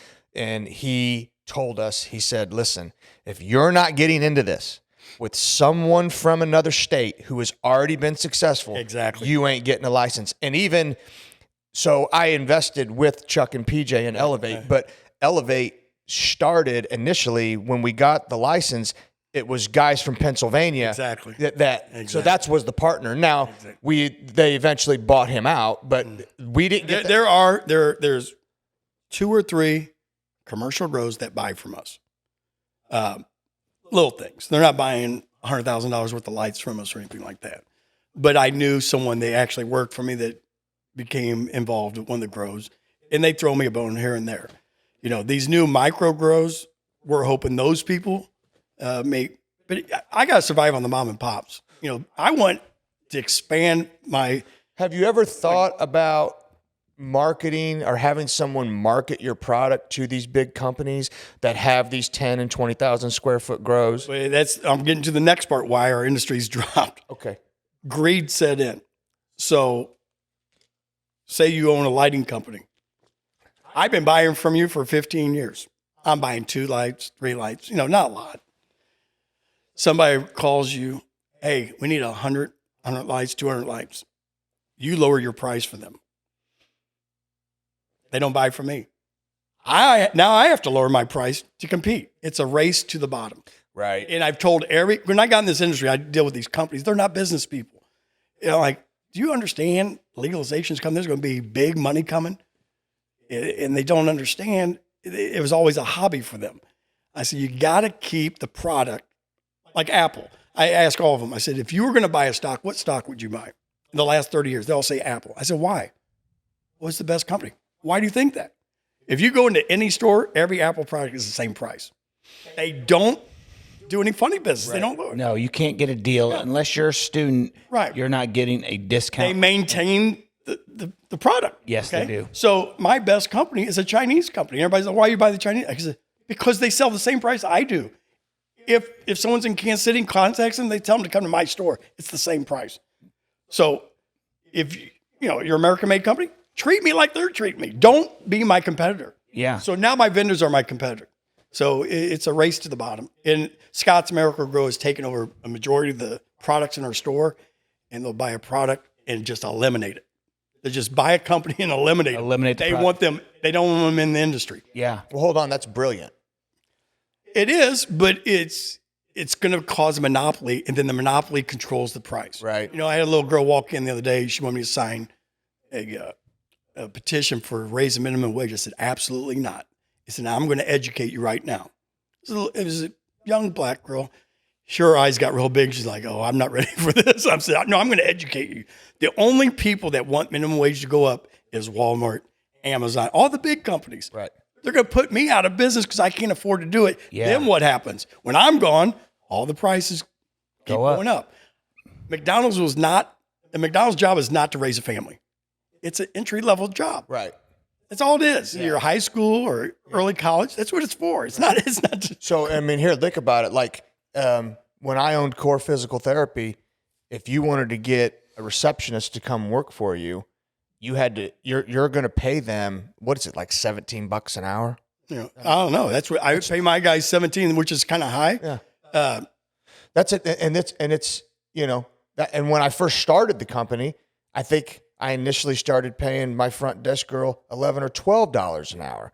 And now you got to pay them $17, $18 and taxes, and then you got their payroll taxes and their. I'm going to tell you, everything is against small business. Everything is against the regulation, all the stuff. They just bury you. I mean, that's why I sold it. You mentioned it in one of your podcasts. That's all you think about. You go to bed, you're thinking about it. You wake up, you're thinking about it. But I would listen to some guys that have major, big multi-million-dollar companies. It's the same thing, Frank. We're dealing with thousands of dollars. They're dealing with millions. They got to meet payroll. They got to do that. And they said the best day of their life is when they get bought out. Here, Benny, Select Physical Therapy had initially came to me and said, hey, we want to buy you. And I postured because I didn't think that the business was worth what I needed to get from it. Yeah. And I just told them no. And I didn't even tell them why. I was just like, no, I'm not doing it. Right. And so they came back and they said they wanted to sit down and talk. And I had a consultant, and I just said, there's no way this business is worth what I need to sell it for. And they said, what do you want? And I told them, and they said, okay. And I'm like, fuck. And here at the end of the day, darn it, we got to get a new deal for this. Yeah, I know what's going on. But at the end of the day, a couple bucks. Yeah, you need a couple dollars. $40,000. I thought I got way more than a fair price for it. I got 7 times what my EBITDA was. But I told my wife, because my wife's like, "Are you sure you want to do this?" And I just sat down with her and I said, "Look at this. Look at where we started. Look at what we were getting per visit in 2011 when we opened it. Look at what we're getting per visit now. Okay?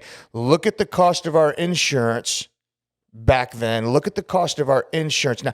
Everything went up except what we're getting paid. Right. The cost of everything went up, and then our reimbursement dropped 33%. And in the healthcare space, these big companies, like you said, everything's against small business. Big companies will provide the same service and get 20 to 30% more. That's like saying, oh, Paul's Liquor, you can only sell that case of beer for $12, but Hy-Vee, you could sell it for $20. And that's exactly what they're doing. And I said, here's what we'll have to do. We either sell it, or we have to downsize, and we have to make it a lifestyle business where you're in it for 60 hours a week. And I'm like, I don't want to fucking do it anymore. Right. It's like working double. I mean, it's like you have no free time to spend the money. No, I don't want to do it anymore. And then in the physical therapy space, if you get a physical therapist to work for you for, 18 months, it's a big deal. So you'll spend 3 months training this therapist, and then next thing you know, they want to go someplace else. Right. And here, how many people left me? Not because my salary wasn't competitive. They left me because their percentage of the health insurance at the big company is way less than their health insurance. Benefits are so important. It's fucking huge. Yeah, I mean, my kids are mid-20s, and they're going through that. And I said, don't worry about the salary. Get the benefits. I said, it's a big deal. They're getting, lower deductibles, better insurance, and less money's coming out of their check. When I was selling benefits, I started noticing people wanted to spend less. The owners, they didn't want to, back in the day, it was like a $250 deductible, 100% coverage. And then it went to 500, and then it went to 1,000, then it went to 2,000, and then it was 80% coverage, then it was 70% coverage. Like, Here, and people could say what they want about Donald Trump. He's an asshole. He's this. That's pissed some people off here. But I owned the business under both Obamas, and I owned the business under the 4 years of Trump. The only time my business thrived was under Trump. Period. Case closed. That's the only time I was able to actually, because here, this is what I started to find out. I would say, oh, okay, well, I'm taking in more money, but then the government's taking more money, so I'm not seeing any financial gain at home. Right. Okay? So ultimately, it was like, and I remember I was listening to Paul Harvey, and he made the comment back in 1965. He said, if I was the devil, I'd take from those who have, give to those who want, and then I would destroy the will of the hardworking. And ultimately, my taxes, it was making me not want to go to work because I would work. Oh, okay, I'm going to stay open later. Oh, I'm going to start earlier. Oh, now I'm going to work on Saturdays. Right. Well, I'm not seeing any financial gain at home. Right. You know? Everybody says we're more efficient. We're more in debt than we've ever been before. And then under Trump, people are making more money, but we got more debt than ever. Here. You know, it's you know, I really been thinking about this. The older I get, I want to start teaching kids about saving. You know, I teach my own kids this. You know, you make $1, you cannot spend $1.50. Math doesn't work. And my manager at the hydro store, he's a geneticist, super smart. And he'd always say, Benny, don't lie to me. Math doesn't lie. Science doesn't lie. So he'd always catch me. And math doesn't lie. You cannot make $1 and spend $1.50. So it doesn't work. Do you ever listen? And get charged 20% on the 50 cents. Right. You know, Do you ever listen to Dave Ramsey? occasionally. Okay, so I followed the Dave Ramsey deal. It's common sense stuff. I mean, Well, for me, it really was, and I just, you know, but I got myself out of credit card debt. I do not have a credit card. and it's the worst thing we ever invented. It's credit card. Right, but do you know how bad my credit is now? Well, I'm going to tell you what.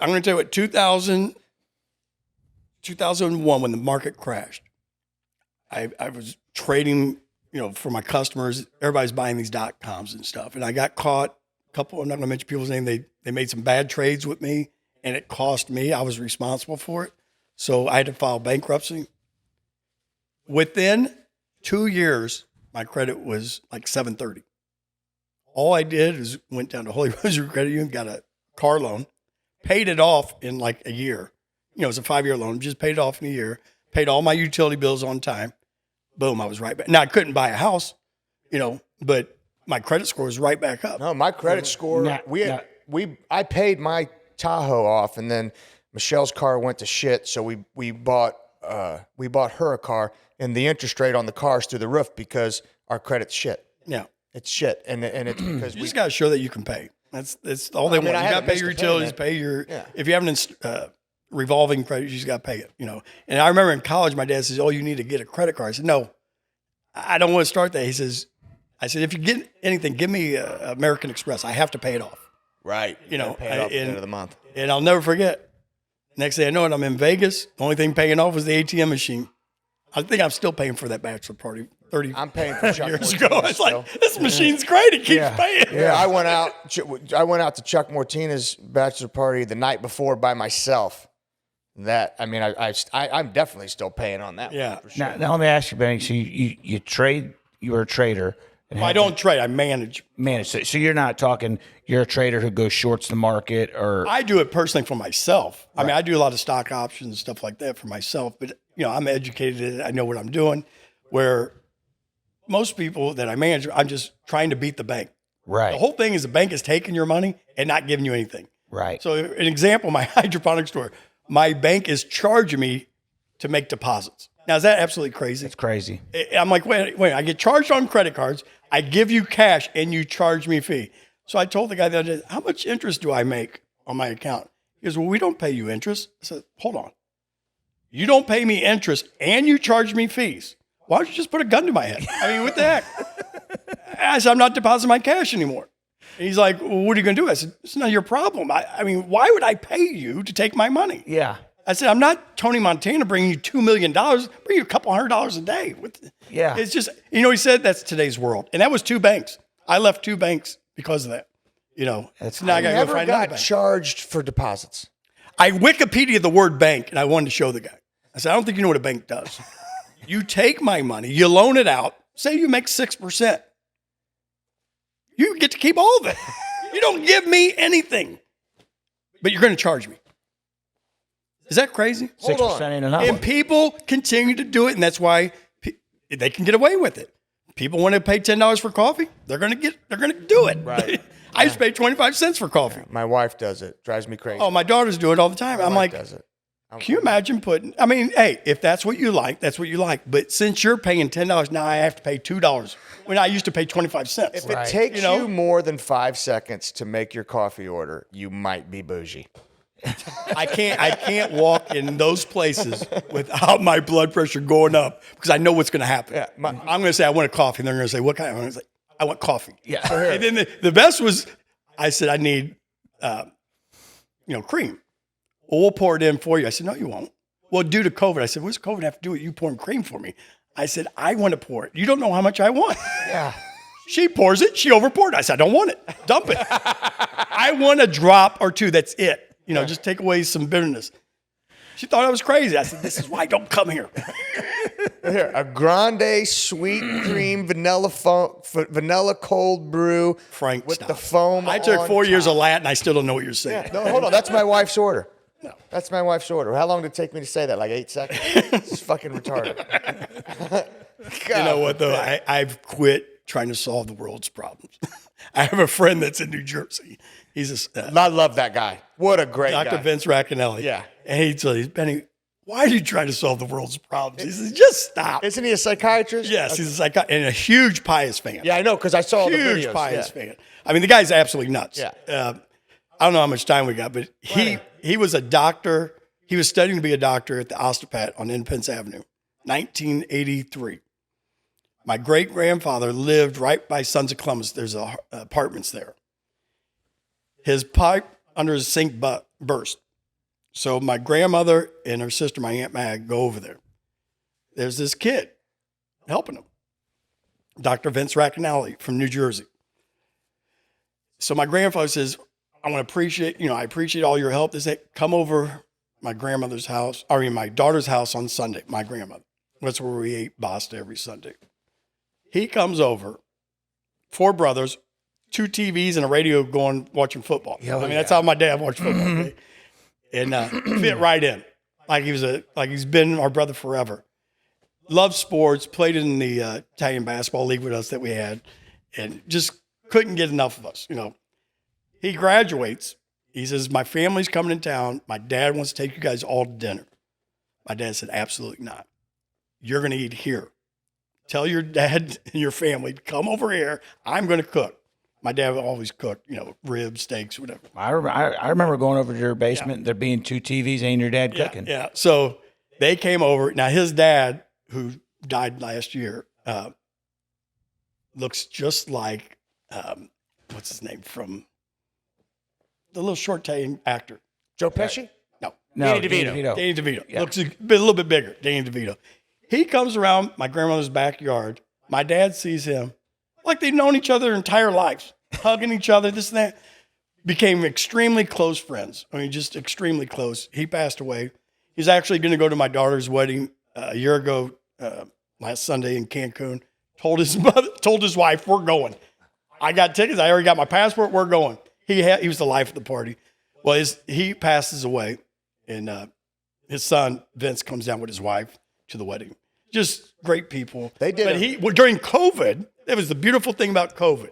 We started these broadcasts of our games, and I told him, I said, "Hey, we have our own broadcast. You can watch on YouTube, whatever." It grew every week. How many people in New Jersey was watching it? And he called me, throughout the week. What's the game plan? This and that. Just loved it.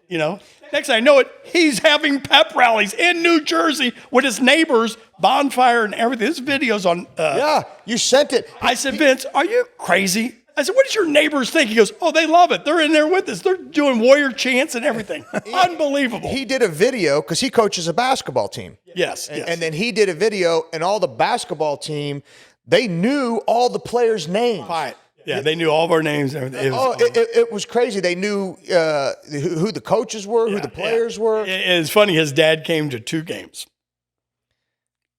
Nicky Rouse's year, we played Maryville and we lose. And then he came to our state championship game Against St. Mary's. Against St. Mary's. I got back in town. He went like this. He goes, "Don't you have any good plays?" his son Vince's like, "Dad, you think he wants to hear this? He just got beat by 50." 50. Here, in our defense, that was the number 1 team in the state. In the state. Yeah, we were a little banged up too. I mean, not saying that's the difference, but we couldn't match up everywhere with them. Well, Shane and Dorian, still to this day, they had a great receiver, great quarterback, their defensive end was a sophomore. We ran a counter away from him. He beat our lineman that was pulling. I mean, just ate our lunch. Hold on. You know? How about, I was like, unbelievable. How good was their offensive line? We couldn't get to the quarterback to save our life. I mean, so you figure at the time, what were we, 2A?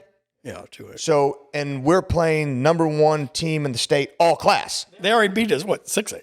They already beat Cardinal Ritter, who won the 6A. Not Cardinal Ritter. No. CBC.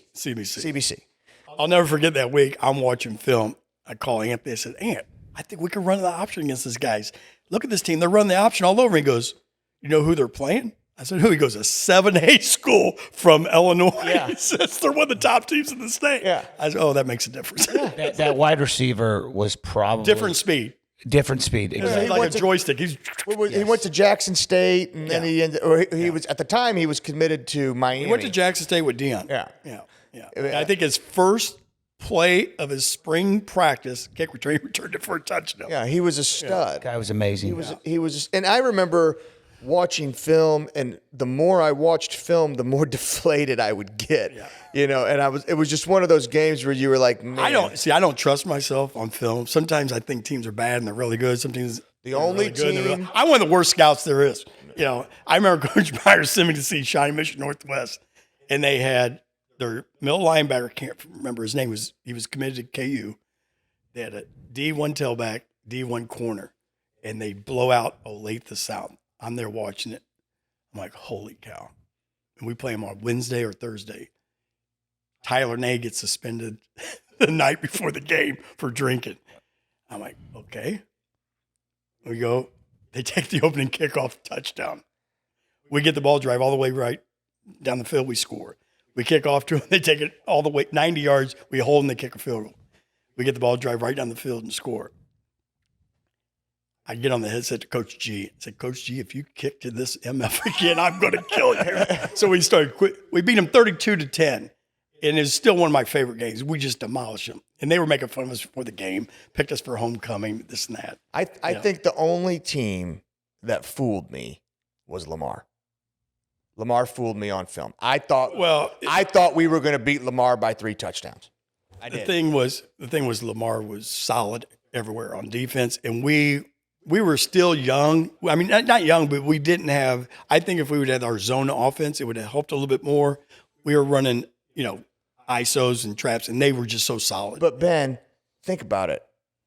How hard how you know this? How hard is it to call plays when they can just send 4 and get to your quarterback? And that was years with Maryville. Maryville always had 2 D tackles that were 250, 260, and it's easy to run a defense when your linebacker's never being touched. I remember you sending me a text message saying, "Tell Frankie John, quit backstepping when he's pass blocking that kid. Tell him to fire off the ball because he was too big. He was too big." Frankie John would backstep to pass block, and the guy would just bury him. Yeah. And Andrew sent me a text going, "He's got to fire off." We had opportunities. We had opportunities in the game, and again, they made a great call. The double pass. Hold on. The double pass, which was illegal, by the way, because he tossed it forward, and that's a double pass. You cannot pass twice. But I haven't forgiven. If you remember that game, one wide, I don't remember the numbers, but one wide receiver always lined up to our right and one lined up to our left, and they switched. Right. And I'm standing right next to Anthony. We just kicked the field goal to go lead. I said, "Why is Ragusa guarding that kid?" He goes, "Oh, shit." I didn't pick up on it. And then Acapeno, I was like, "Why aren't you guarding?" He goes, "Well, he lined up on the left side 90% of the time." I said, "That time he didn't." And you were, No. And that just cost us. I mean, then we had an opportunity, first and 10 on the 10-yard line, and we get get in. nothing. You know, we missed get a field in. goal. But it was a Never great forgave game. It was a myself. great game, and Cardinal Ritter was another game that will go down. Funnest game I've ever I played was in, coached in. funny story because the last time I was in this house, I was throwing up in your bathroom. I got food poisoning. We got the barbecue. Cardinal Ritter, and I was totally exhausted. That game, there was nothing left. I couldn't even see straight. I remember everybody ran out onto the field. My brother came up. My brother's in tears. Both of my brothers in tears. I mean, football is so emotional. Oh, yeah. You know, and so I'm like, that's everything I got. I mean, these kids are unbelievable. I mean, you call some numbers, but the kids got to do it. And with Marsh and Robbie Sharp. Rob, I mean, just unbelievable. Yeah. You know, and you got to rely on your kids sometime. And we were just trying to, at the end of the half, we're just trying to run the clock out. Here, I said, I'm just going to run the clock out. I'm not going to make this hole deeper, you know. I said, we're just going to run the clock out. And I ran a run play, and we get 20 yards. I said, well, shoot, if they're going to give it to us. Yeah. I said, we're going to throw a shot. You know, we got Jay Sean. He can jump out the ceiling. 5'7" kid catches it. You know, it's just that day, the whole atmosphere. I mean, I went up there, early in the morning. Did you go up there? Yep. Oh, yeah. And I filmed the sky. It was a purple sky. Gorgeous It day. was just unbelievable. I love semifinal games. It's always sunny. It's just Gorgeous. It's just Yes, every semifinal game I've ever been in is just gorgeous. It was a gorgeous. Here, even Seneca, when we got our ass kicked, but it was a beautiful day. But no, I agree with you. That game right there could go into the same type of. Now it wasn't this big comeback, elaborate comeback, but no, but it was. Here, what we was were it? out. We were out athlete. we're on our 15-yard line. It's 4th and 1. I don't remember what play you called, but it was a run play to get a first We down. ran the same play about 10 times. And hold on, they stop tackle. Robbie, Right. and then he's got the wherewithal to pitch it back to. Well, I don't know if you were in the huddle. Were you upstairs? No, I'm always. When up we top. called timeout, I wanted to play action. I wanted to go play action, throw the ball, and the kids talked me into it. And I never should listen to kids, but they all said, "Coach, we've been running the same play. They can't stop it. We can't stop it." I said, "They're going to load up on us," you know. And I went with them, and there was Nowhere. It was a wall. You know, I think they had 8 guys in right where we were going to run. And somehow Robbie got turned around to where he was facing But Jack. see, I could see it. I remember that. saw what's his name in the end zone? Max. Max. And then I'm like, I didn't think Marsh saw him. And I'm like, oh man, just get the ball. He's wide open, you know. And then he saw him. Yeah. It was just And here, that linebacker that they had, who, by the way, never was on film. I don't know where the fuck they came up that's with. happened a few times throughout my history. Yeah. Playing center, you know, like, oh, they're not bad. They're not bad. Then you show up, there's a 6'5" defensive end. Where's he And at? I'm like, where'd he come from? I mean, I'll never. He was number 11, and he was a middle linebacker. He had some. Oh my God! Skills, Oh, he just closed, and he was. But that goes, that goes back to my point. I mean, because I know we're going to play Rockers this year, but I remember coaching as a 23-year-old, and we were playing Northtown or Excelsior. I was so excited to play public schools. I'm like, guys, we do not lose to public schools, you know, and that might irritate people, but I mean, that's how I fed our kids. I'm like, we don't lose to these schools. You got to find We something. got it. This is bragging rights. We got to Yeah. do something. And we would beat all these schools. And I'll never forget Coach Montequino Sr., when we played O'Hara my junior year, even though they were the same, they won Class 3 the year before, and we dropped down to Class 2. So they were like a bigger school, but they were, and he said, he sat us all down. He says, guys, I don't care how good they are. They're 17 and 16-year-old kids. We're 17 and 16-year-old kids. Our 240-pound guys, they're 240-pound guys. We're all the same. It's who's ready to play. Yeah. You know, and so it doesn't matter who you're playing. They may have more of them, but they can only put 11 on the Put field. 11 on the field. You know, now when you start having injuries, that's where it catches up to you. Because there was teams throughout the Pius history, we could play with anyone, but we just didn't have enough. We didn't have a lot of linemen. You know, that's where it hurts you. So tell me about this. You're sitting out this year. Why you got to go there? What? But what's the over and under of how long that's going to last? I mean, let's just be honest. Right. It's, I have a good friend, Paul DiStefano. He coaches basketball. Love Paul A D. year older than me. Now, he's a different cat. Yeah. He's laid back. Incredible. You know Paul D? He's more laid back than a recliner. I mean, he's like, are you going to coach? I said, Paul, I'll know when I don't want to coach. I said, when the fire's not there in August, where I've been doing the same thing since I was 7 years old, playing football or coaching.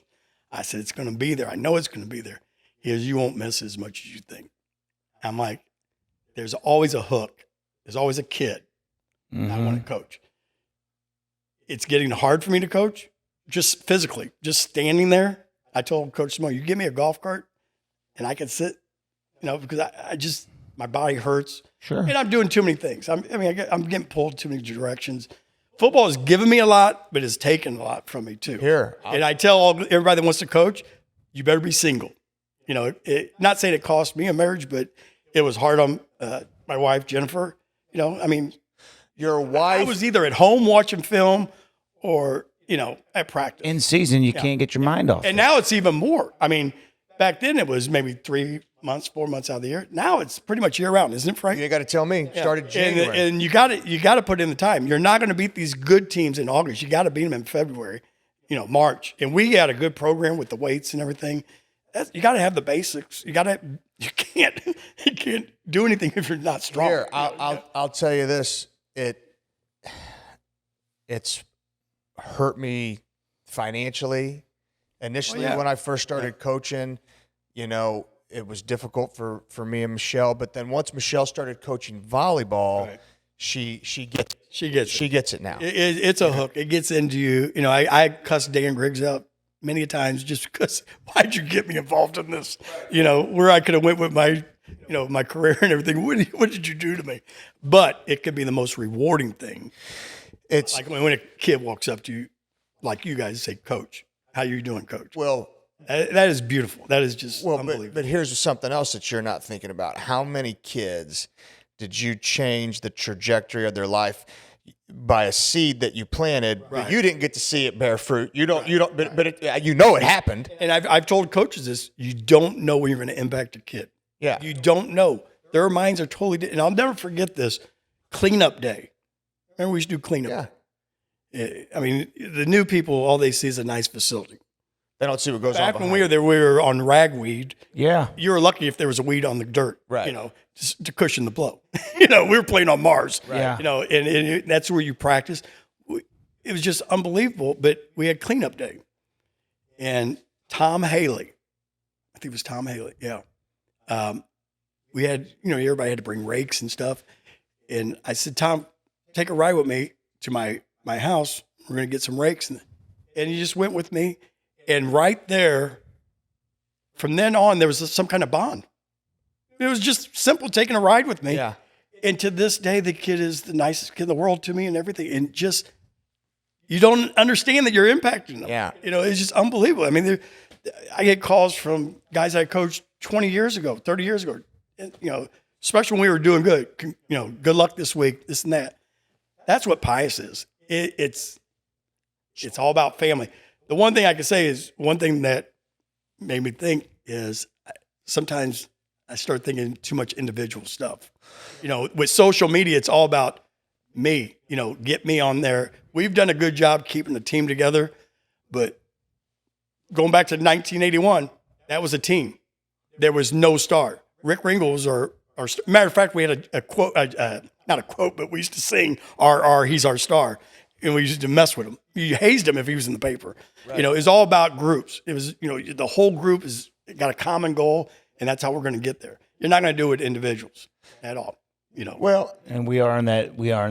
It's the product of society. It's just like, look at me, look at me, look at me. But look, part of that, coaches have to take accountability for that, in my opinion. Yeah. Because I don't feel we have any of that at Pius. I don't. No, it actually.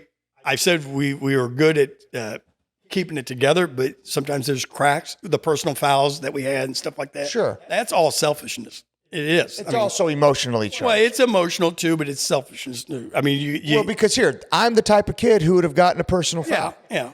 But I wasn't thinking. And then what would have happened in practice? I would get hollered at. I would get, screamed at, taken out of the game, whatever, But when I'm doing that, when I would get those personal fouls, there wasn't anything going on through my head. I think to be selfish, it's conscious. When I would get personal fouls, it was just reacting. Yeah. But you got to be able to tame that. You got to. I mean, I'm not disagreeing. No, no. we're trying to get the other team to lose its cool. We don't want to lose our cool. Right, We're trying to. If you can get a team to lose their cool, then Right. If you can get their coaching staffs bickering, Yeah.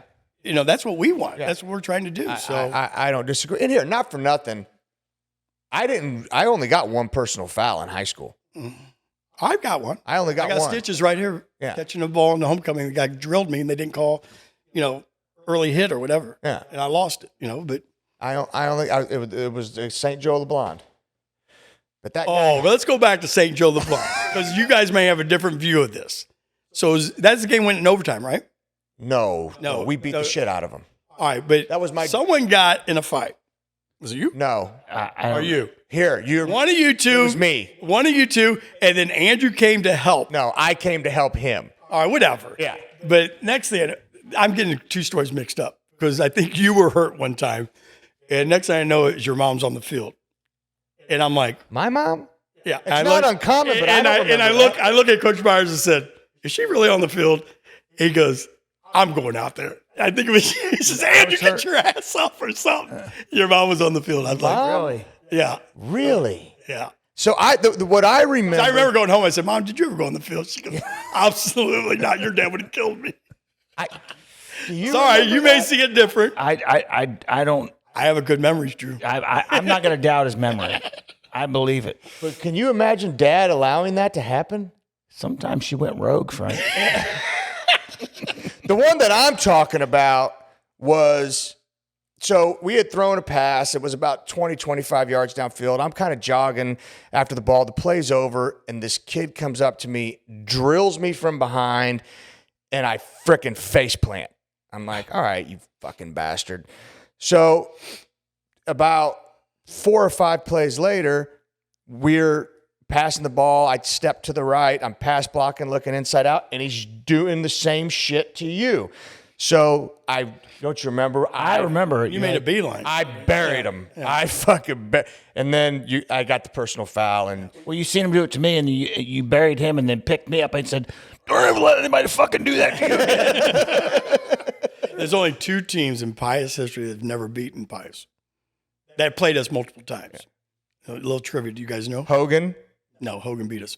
Hogan beat us? Yes. When Hogan had their own field, they just started, Phil Skull was coaching, and he's a yelling, great hitch, coach. pitch, hitch, pitch, hitch, pitch, right for half. And we had a kid named Brian Hector. He pitched it to the Hogan kid. Touchdown. And they beat us. And I said, oh, man. But there's only 2 teams. They've never, St. Joe LeBlanc. St. Joe LeBlanc's one, and you'll never guess the second one. I'm going to tell you right now, 2 or 3 guys on our coaching staff are from this school. Hold on. Is it Central? We only have one from Central. So I'm trying to think. Everybody usually is a Pius kid. On our coaching staff. I mean, a Pius guy. Most of the coaches. Who else would it be? They were there was only 4 classes back then, so they were class 4. Benny, I don't know who it is. Liberty. Really? My brother Chuck was they were 4 and 5. One of the teams they beat was Liberty. Really? But we played Liberty 6, 7 straight years, and they never beat us. A couple of games went into overtime up at William Jewell. We had Maurice Pearl back then, but yeah, I always enjoyed those games. Yeah. Okay, I'm going to go ahead and make the bet right now. Okay, let's see. I'm going to make the bet right now that if you don't come back this year before the season starts, you're back next year. Frank, there's one thing I know for sure. I'm going to Cancun tomorrow. That's the only thing I know for sure. You're going to Mexico. And I may not come back. If I was very close last week to win a lot of money on DraftKings. I said, man, I got to second out of 51,000 people. And then it's golf. And my last hole, I triple bogeyed. Where are you staying at in Cancun? Marriott. How long are you going to be there? Till Thursday. You ever been? Do I go every year? You go to My Mexico? daughter got married there last year. That's right. I love. But the price of Cinco de Mayo, everything doubles. So I'm going to go for Cinco Uno and Cinco Duo. That's it. and then you're out. And then I'm out. Listen. Yeah, the hotel doubles, the airfare doubles. It's unbelievable. Michelle and I are going to Vegas. We're leaving the 8th, and then Vegas is not a vacation. I need a vacation after Vegas. So you don't understand. So I don't gamble. Number 1. Number 2. The way Michelle and I do Vegas, we drink during the day. Yeah, go to the pool. We go to the room. We take a nap. and we have a late dinner, and just so we're not ball. It's not a. No, I mean, people think I'm a gambler. I may gamble from 1 to 3 in the morning, but I'm at the pool and I'm eating, and that's what I do. And I relax. But I'm a beach guy. Anywhere in the Gulf, so we go to St. Pete's. I love St. Pete Beach. Cancun. St. Pete. And I used to go to Fort Morgan, Alabama. I'll never forget that. My wife says, we're going to Alabama. I'm seeing visions of Alabama. I'm like, I don't want to go to Alabama. Yeah. Shores. It's gorgeous. And then we go to the Gulf Shores. You can take a ride. It's a peninsula of Fort Morgan. White beaches, crystal clear. So this is awesome. When I leave town, I leave my cell phone. I'm going to a beach, and I don't want to hear from anyone. I just want to relax. That's what I do. So Reflect, figure out if you're coming back or not. I just like. that's why everybody, like all the guys, they like going to Arizona. I'm like, I fucking hate Arizona. I like You know what I like to want golf, to so- happen? And I am probably going to piss some people off here. I wish California would fall off into the Pacific Ocean. Then Vegas would have a beach, and they'd have everything. You're right. There you go. And maybe give Arizona a little bit of beach. California is a jack-off state. They need to just drop off into the ocean. Them and New York. Fuck them both. I mean, seriously. I mean, let's have your friends. Last time I move. was in California, I don't- 1976, at Disneyland. Listen, I went to California in the early 2000s, and I was in San Diego. The weather in San Diego is intoxicating. It's gorgeous. Oh yeah, San Diego's nice. I wouldn't go to California for nothing. Fuck California. I did go to Napa Valley, Yeah, I ain't going. and I wish I would have stayed there rather than go to Frisco afterwards. Frisco wasn't everything I thought. It was. And I'll tell you something else. We went to New York for Michelle's 40th birthday party. And I surprised her. We went to a Broadway show. We saw all the Empire State and everything. Fuck, I'd rather go to Chicago than New York. But here, I loved New York. Would I go to New York post 2020? No, not. I want nothing to do with the city. If I'm going on vacation, Right. it is going to be Relaxation. relaxation. I do want to go to Europe. Yes. But here's the haven't. thing: when I go to Europe, I'm going for 2 months. You got to. I mean, you got to go for. I'm going because I want You to got to go with someone that has been there. Yeah, I want to go to Italy. I want to go to Sicily. I want to go to France. I want I to. just want to walk on that land where Jesus walked. You know, it's the history behind it. I'm a You huge know that's not history Europe, don't you? guy. I know, but All right, I'm further. just fucking Oh, making- you don't think he I don't traveled? want you to go to Europe. You don't think he traveled? I don't want you to He go to used to get on the train, the Wait a bullet second. train. Listen, I've heard, I think Dr. Vince Saraguso and Carol Joe went on that trip to the Holy Land with Father Rogers. Oh, yeah? You have to ask him. And Carol Joe, I mean, she said it's Yeah, unbelievable. that's another huge regret. William Jewell, we played over in Europe. Reagan was president. And I said, we were bombing someone. I said, I think I'll go next year. I'll wait till the bombing's over. All my friends went. They stayed there. Austria. They were treated like kings. Yeah. It was awesome. The next year, they canceled the trip. They went to an all-star trip. I think they went to Australia. But that was my biggest regret, not going. Benedictine did that. During spring ball, they would always go over to Europe and play. And honestly, I remember there was a couple kids from Europe that came over and played at Benedictine. Yeah. We had a German guy come over. He was studying to be a dentist Yeah, at UMKC. He was 6'6", 6'7", yeah, could barely speak English. He looked like Drago from yeah. Rocky. Right. He picked me up by my ankle, upside down at Jewel. Yeah. Like I was nothing. Just messing Yeah, with we me. had a kid from The last thing I want is a guy with big hands doing my dental work. The guy was massive. I think he played DN for us. Knew nothing about football. Just brute strength. Yeah, just It was just like Drago. When I showed up to the babysitter, William Jewell, they got him doing a 40-yard dash. They got him doing broad jumps. They, like testing him. The guy was a phenomenal athlete. He was just huge, you know. Obviously, he started. Yeah, but he didn't know what he was doing. Yeah. He was clueless, you know. But yeah, I don't know. Joe was a good experience. Here, listen, I blew my knee out my freshman and sophomore year, but I did meet a lot of very good guys at Benedictine. And you know what? My big thing that I had a hard time getting used to was coming from a system where I didn't come off the field. Right. And so that was weird. When You know what's funny? I was more tired playing one way. I think it was the things we were doing during the week. Right. Going to Annie Santa Fe, quarter pitcher night, You know. Yeah. stuff like that. And I felt, You're exhausted after 2 plays. You're like, man, what did I do? What have I done to myself? I kind of felt like the one thing that I really, really liked which was the camaraderie. There was a little bit of a disconnect there. Here, offense wore white Right. jerseys. It was two different defense wore red universes. jerseys. It's crazy. I I didn't even know some of the players Right. on offense. Yeah. If it wasn't for my brother, and it was it's that's the key about coaching. You got to organize all that. You got to make it a team. We do a good job of that with our retreat and stuff like that. Yeah. Getting to know each other. But there was some of the offensive coaches last year didn't know who I was. I mean, sometimes. Right. I mean, early on. Yeah. Yeah. No, I get it. Well, and here's the thing, like, I didn't think about this when you're now two platooning, but like if you remember, we would, Monday was film and weights, Tuesday was offense, Wednesday was defense, Thursday was walkthrough, right? Well, now you get to go defense, offense. You get to. Yeah, I'm going to tell you that it was tough for me, but I'm going to tell you what happened. The third and fourth guys on the depth chart got a lot better. Yeah. All they did was practice. If they were a free safety, all they did was practice free safety. They got a lot better. So you had a cushion. You had a depth now. And even though they weren't like maybe the best athlete, they got a lot better at their position. Well, and if You're giving more kids opportunities. Yeah, you get more reps. And I've been, I made mistakes where I thought a kid, he's not that good.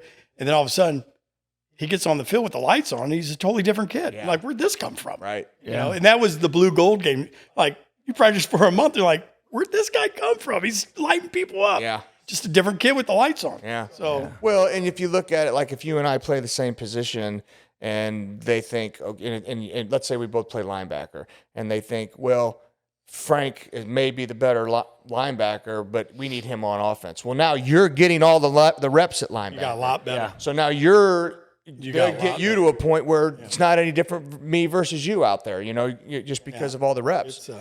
And you mentioned about having the best players on the field, or you did in one of the podcasts.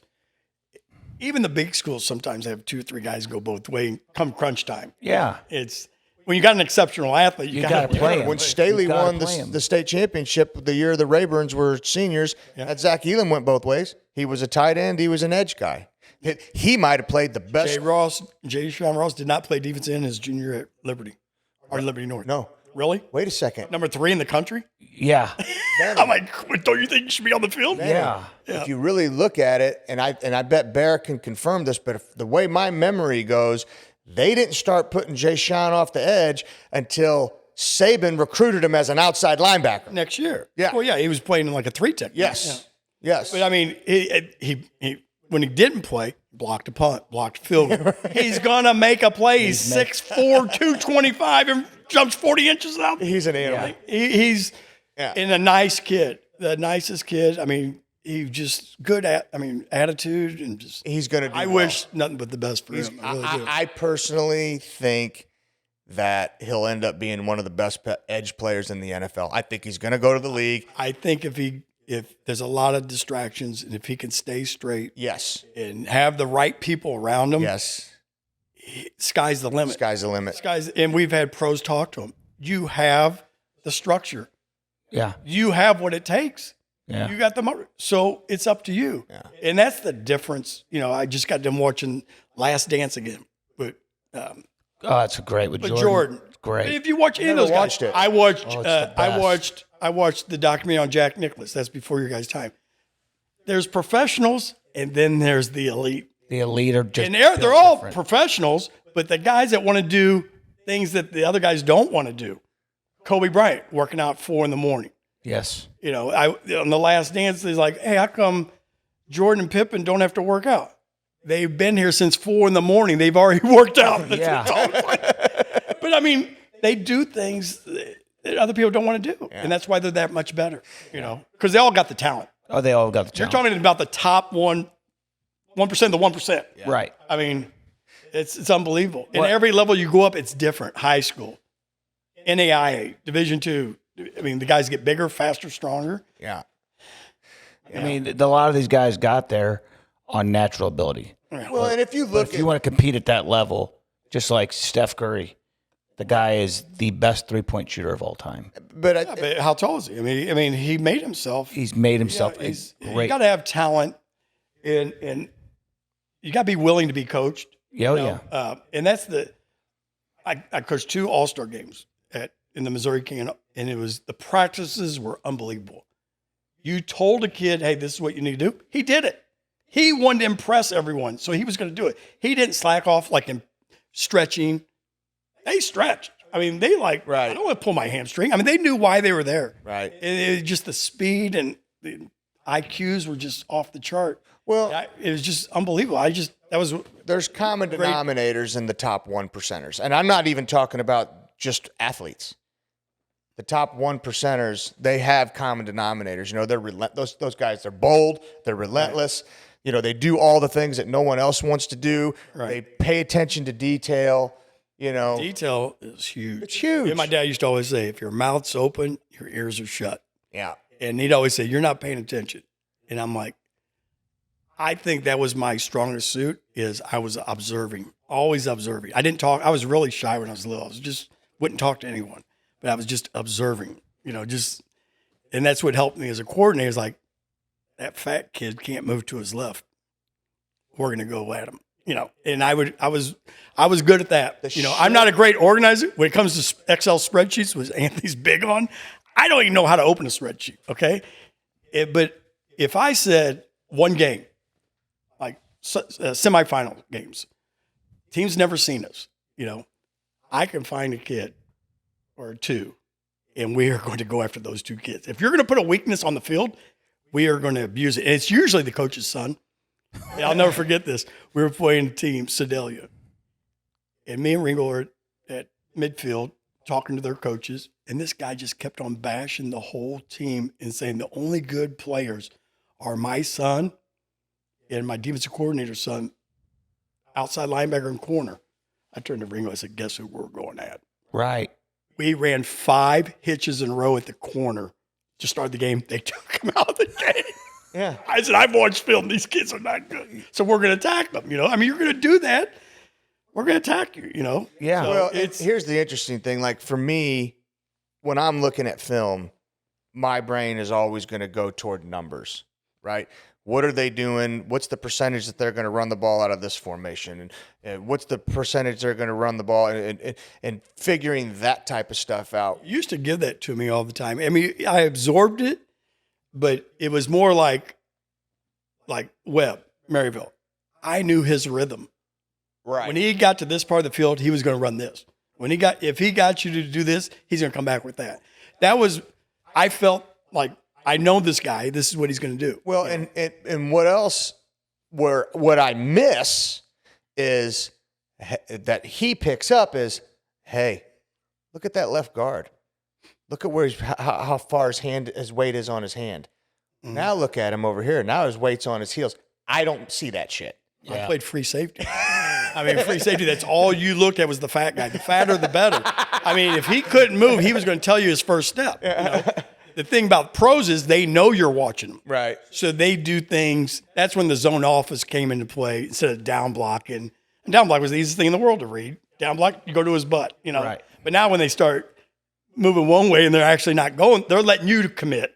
Right. And it took me a long time to accept the zone offense. When we had Robbie Sharp. He was a good zone runner. And I'm like, holy cow, just let this kid read it. Yeah. I mean, smart. And I told our lineman, block someone.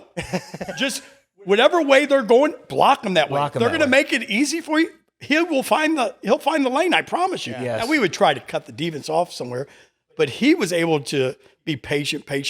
Boom. He was a great zone I said, runner. this is like a 30-yard fade with him. He can go the distance anytime. Yeah. And then we broke the school record for points that year. I mean, he had most of the points. Yeah. He was a fantastic zone runner. The zone offense is one of those things where it's like, if you got a running back who's patient, right, who is willing to just wait in order for them to find the lane, It's The only thing I didn't like about it is I like the lineman trapping. I like punishing someone. I agree. I like drilling someone. So I remember when I said, we're doing both. Coach Ray said, you crazy? We can't do it. I said, if you teach like that, we'll never be able to do it. If you accept that we could do both, we'll be able to do both. We did it. Yeah, I said, we're going to do it. We did it. Yeah. I said, I love trapping. We're going to trap. We ran Absolutely. zone and we ran power. We did both. Yeah. No, Then you get into the zone trapping, which is kind of cool too. And then last year we did no zone. Yeah. You know, We did? Well, yeah. We I don't remember running any zone. No. But Coach Haff has a good mind for offense. He's doing really good. I just wish he'd throw some screens.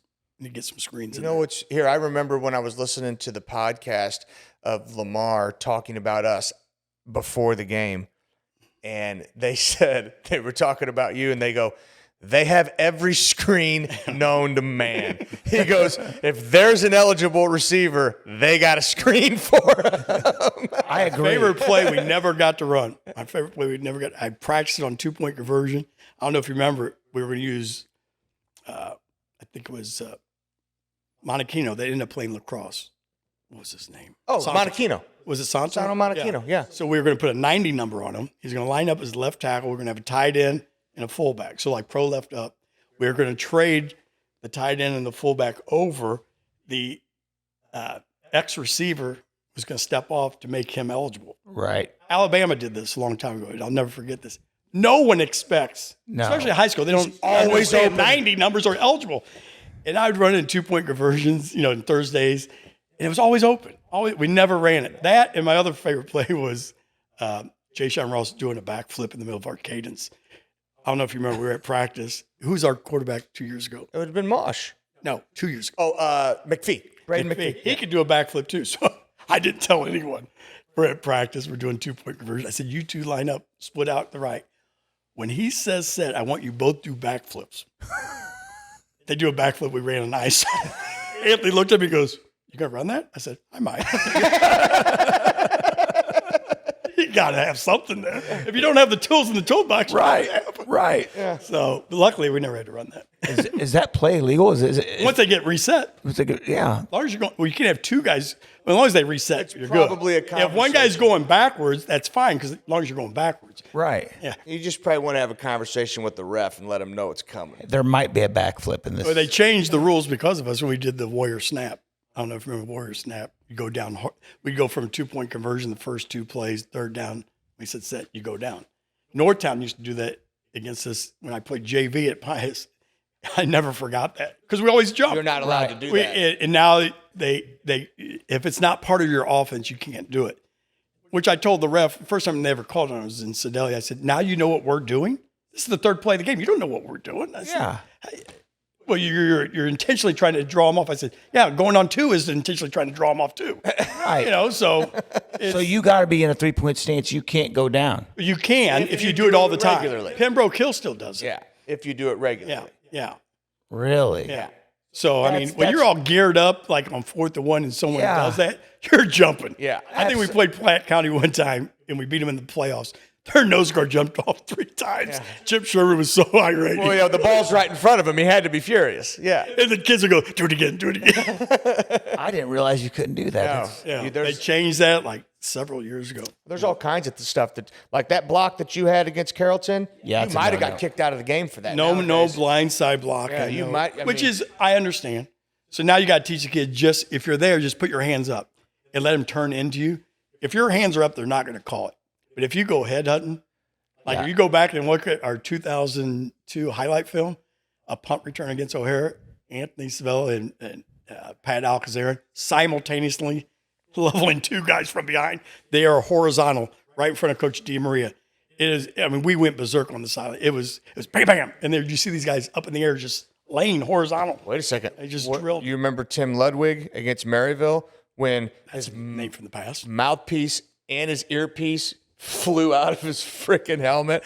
They set up a blind side, and my God, it was terrible. It was. But no, there's some rules that need to be made for the safety. Well, tackling.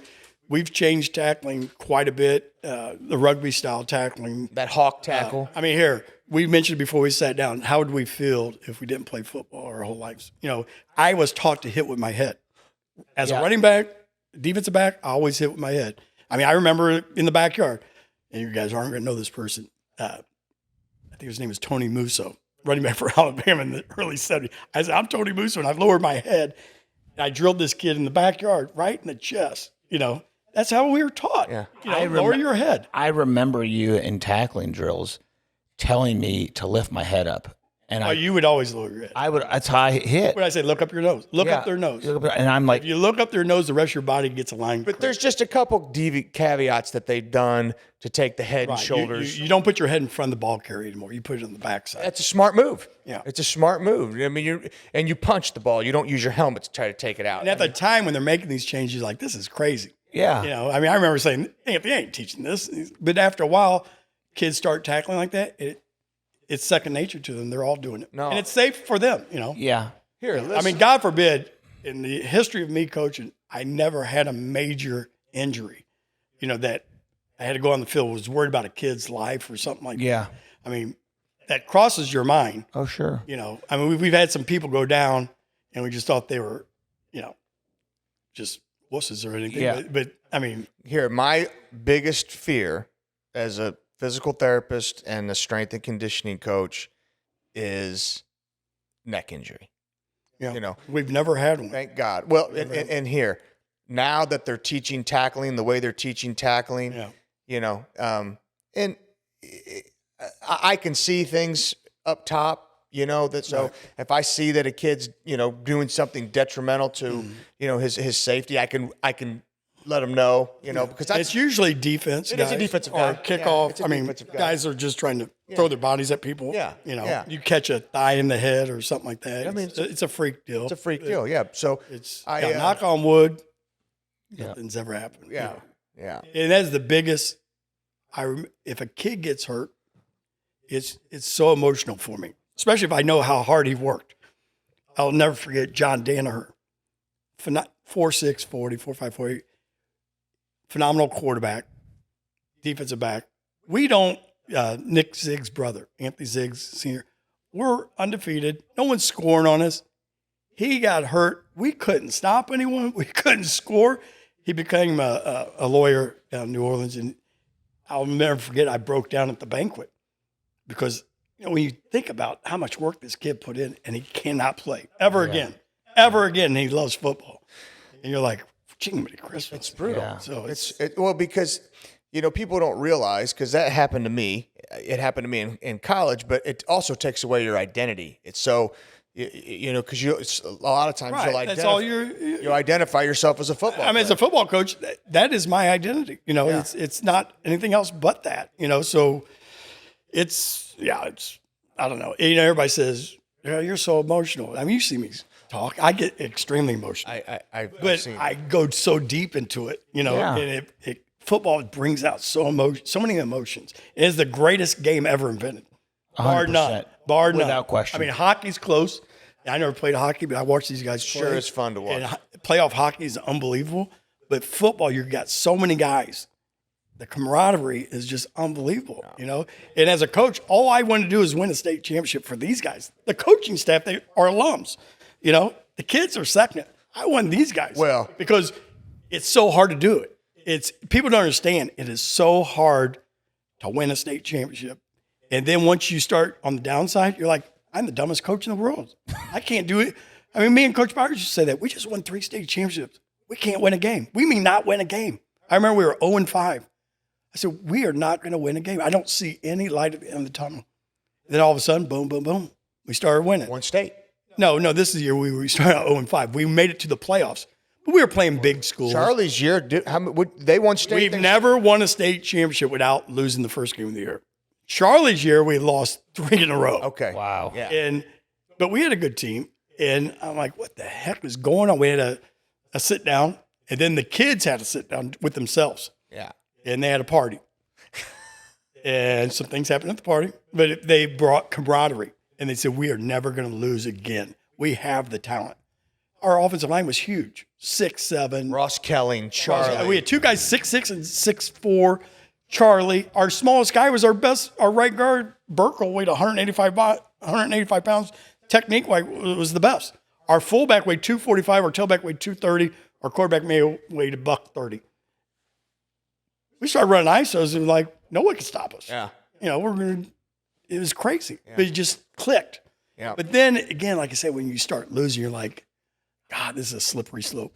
Once you start losing, everything just, you got to get it back. It's like quicksand. You got to get it back somehow. It's a quicksand deal for sure. I enjoyed, not that I enjoyed losing, But when I lost the game, I could not wait to get to practice Monday. Oh, I I'm guarantee like, it. I know what we did wrong. I'm going to correct that. And that's why Bears year we lost to Grain Valley. Second time we played them. Quarterfinals. And I'm thinking to myself, Metro Sports doing the remember. whole ordeal. We're driving on the bus. I see the guy putting the mic on Anthony's shoulder pads. I'm like, we're in trouble.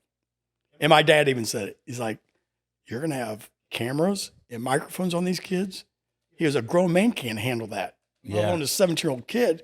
I'm like, Dad, it's not my call. I remember We're that doing that. And we thought we were loaded, and we were practicing Saturday. I turned to Coach Byers and said, Coach, they're not listening to us. No, they're not listening. He goes, well, how are they going to score on us? I said, the only way they can score on us is throw the ball. Threw for 330 yards. Ball bouncing off people's heads, catching it. They had 32 yards of rushing offense. I mean, and if you watch the game, they got us on third down with penalties, this and that. Every time we got momentum. Right, but how many times? But we didn't play good, and they got us. The entire time you were calling plays inside your own 20-yard line. That whole entire game. That's why I said the penalties, every time you scored, called back. You know. And that, just enough to get you did have a couple But we didn't play good. And it doesn't matter. Once you get in the playoffs, everybody's good. Yeah. If you're not ready to play, someone's going to kick your ass, you know? You got to be ready to play. Yeah. So that's our goal as coaches, is to get the kids ready. They're all ready by then. They all know how to do everything. It's just keeping their minds right. Yeah. You know?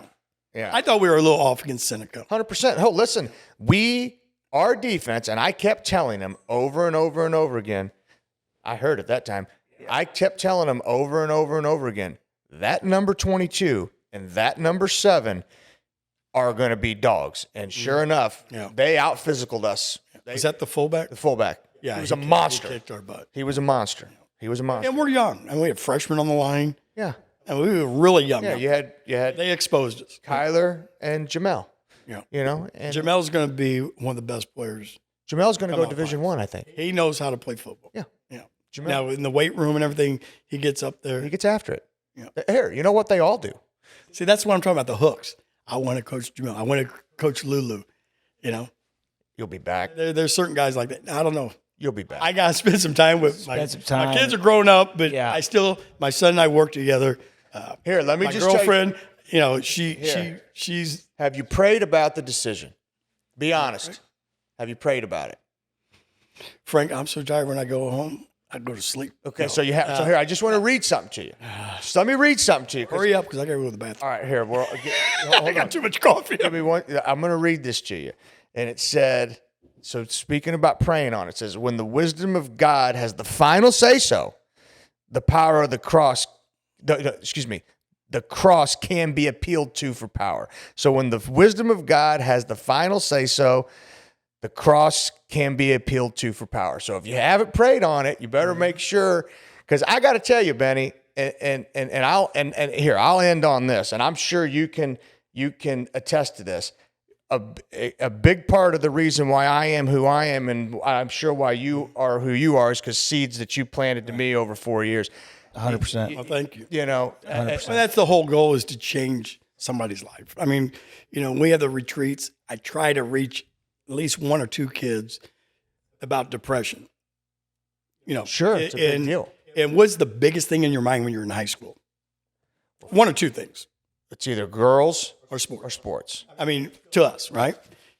And money's not that big of a deal, but later on in life it is. You know, and so I try to tell them, there's two things you never, ever, God forbid, take your life over: women and money. Yeah. There's plenty of money out there, and there's plenty of women out there. Yeah. I said, I don't care how low you are. There's going to be light at the end of the tunnel. Here. Something's going to change. I've been, and I want them to think that Coach Palm would be mad at me if I was thinking this way, you know, because he told me. Someone did that to me a long time ago, and I've been the lowest of the low, and buddy, and I'm like, the thing I feel my strength is may not be good. I let it roll off my shoulder. I'm just, there's always going to be something around the corner. I'm going to find happiness somewhere else. It's not always about money and stuff like that. So like coaching a kid, and he walks up to you and says, "Hey, coach, that can change my whole day." Sure. Yeah. This is a real quick story. I went to a Royals game like 6-7 years ago, and they were good at the time. We had to park pretty far away. I was on a date. We get out of the car, walk 10 feet. Brian Whittar, hey, coach, what's up? So we're going to the game. Walking through the park, hey, coach. I can't remember who it was. Someone else. Get to the gate. Benji Thompson. Yeah. Hey, coach. The girl looks at me and goes, why do they keep calling you coach? I said, because I coach football. She goes, everyone? I was like, I've been coaching for a while. Yeah. And then we went to a club that night. Hey, The doorman and the bartender. Both I coached. Yeah. Yeah. I mean, I just pray on it. Yeah. Make sure it's something that will you fix this fucking thing so we don't have to Aren't do you this? glad, Frank? I didn't cuss one time. You did good. Yeah. I did. And I'm out there sometimes, Here, I've done good with the kids. Like my very first year coaching, I didn't realize I was talking out loud. I thought I was talking to myself. And David Dieters goes, Coach, you just said the F word like 5 times. And it was really convicting for me. Yeah. And no, I try to. I think the worse the talent, the more I cuss sometimes. And we went through some years, and I was like, even Coach Ringel, our religion teacher, we're like, whoa, Yeah. we need to slow down a little bit Yeah. because the kids are they perceive that and they're just gonna run with it. I'm sure. Yeah. You gotta draw that in because you want the kids to be good young men and respectable, Right. And you gotta build your vocabulary so you don't have to use those words. Well, and you really It's easy to use that word. Some kids, It's a great adjective sometimes, great noun, great verb. Yeah. But you got to. some kids that you could pull aside, and I remember, and I will quote you on this one. Oh God. And you just get in my face and say, "Stop being a pussy." Oh God. And sometimes that, for some people like me, I knew who I could get away with it. that was effective, very effective. But if I'd said that to another kid, he may go home and tell his mom and dad. might. Right. And next thing you know, we got a big He deal. might shut down. But I had a coach. I was 5'4", I think 5'2" as a freshman, 95 pounds. Coach Gary Dircher. When you talk about negative coaches, he was the epitome. He would put the hurdle. We'd had boys PE, the last class of the day, and it was bad outside, but it was during spring. So he put up hurdles down the hallway. The hurdles were this high. I was 5 foot tall. Palm, why don't you run the 60-yard hurdles? I said, Coach, I can't jump over that. I had that vertical of like 18 inches. Trampoline. I hit the thing with my kneecap, boom, on that tile floor, because we had tile floor back then. But that's how he was. I mean, he just didn't give you that smirk, I mean, I was the backup guard, number 6 man. First tournament, he'd rank 1 through 25 because we had 25 players. He'd put me 25th. I was the backup guard behind Chris Schrick, who's a great quarter. I mean, I'm like, I'm the first guy in. What are you doing? Oh, we're only going to suit up 13 guys this tournament. He wouldn't call my name. I'd be walking out the door. Palm, you could suit up. I'd be in tears. Right. I mean, I'm like going home cussing this guy out, but that's how he was. Constantly pushing you. Knew how to get to you. You had to get tough. You had to get thick skin because that's how he's going to. And Montequino Sr. was the opposite, complete opposite. Yeah. Yeah. So, but yeah, Well, had some great coaches that inspired me for sure, and great kids. So absolutely. Well, I'll say thank you for all you've done for us. I can speak And for for the Frank too, school. for the school, Yeah. and for all the men that you've interacted with.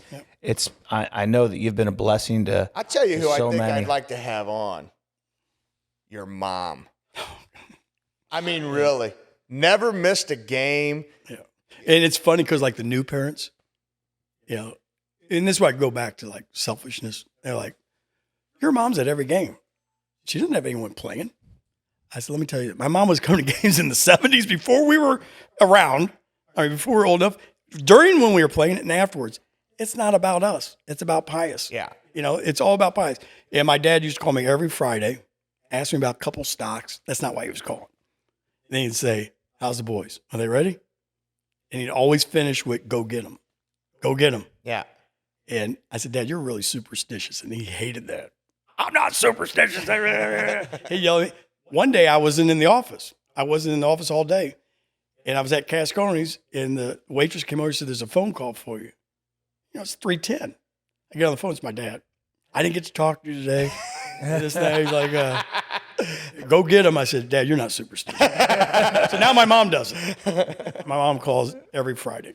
Yeah, she should have her own seat. They should say it for her. absolutely. So Yeah, lately I have to yell at those people. You can't sit there. They put their blankets down at like 2:00. I said, I can get up there and just move the blankets. I said, Yeah. you ain't sitting there. Just got to let them know if anybody listening, there is a seat for Petey. for Petey that It's is. got to be on the end next to Michael's mom. There it is. Yeah. It's written in stone. But sometimes there's more alumni parents in the stands than parents of players. Well, and they know Yeah. that's Petey's seat. Yeah. My mom's just like, I got to teach these Before people you how sit to, down in the how to stands. cheer. They don't even know it's 4th and 1. 'Cause they don't even know they're worried about the cheerleaders. So, but hey, guys, I appreciate it. And I wish you nothing but the luck with this stuff. You know, We've had a lot of fun. I mean, all 15 people listening today. Hey, Hold on. How many listeners you guys got? Listen, we've got some of these podcasts have had over 500 downloads, which means that's 500 people who sat down and watched it. That's good. That's not Got to start somewhere. That's not including how many people are listening to it. And I tell you what, I get people that I don't know who the hell they are. Right. And they're like, hey, I've been watching your podcast, you know, and Some guy sitting in his mom's basement, 50 years old. in his underwear. Stop it. You know, But no, I wish you luck. I was looking for a $2 bill before I came here because everybody used to give $2 bills for new businesses. Oh, there you go. And I can't afford to give it to you. Here, I got to tell you, I need the $2 cab fare, man. I've never coffee's really gone up. Coffee's gone up. That's right. I've never really thought about monetizing it. I don't even know how to do it. I mean, obviously, the more people that listen to you, the Same with coaching high school Catholic football.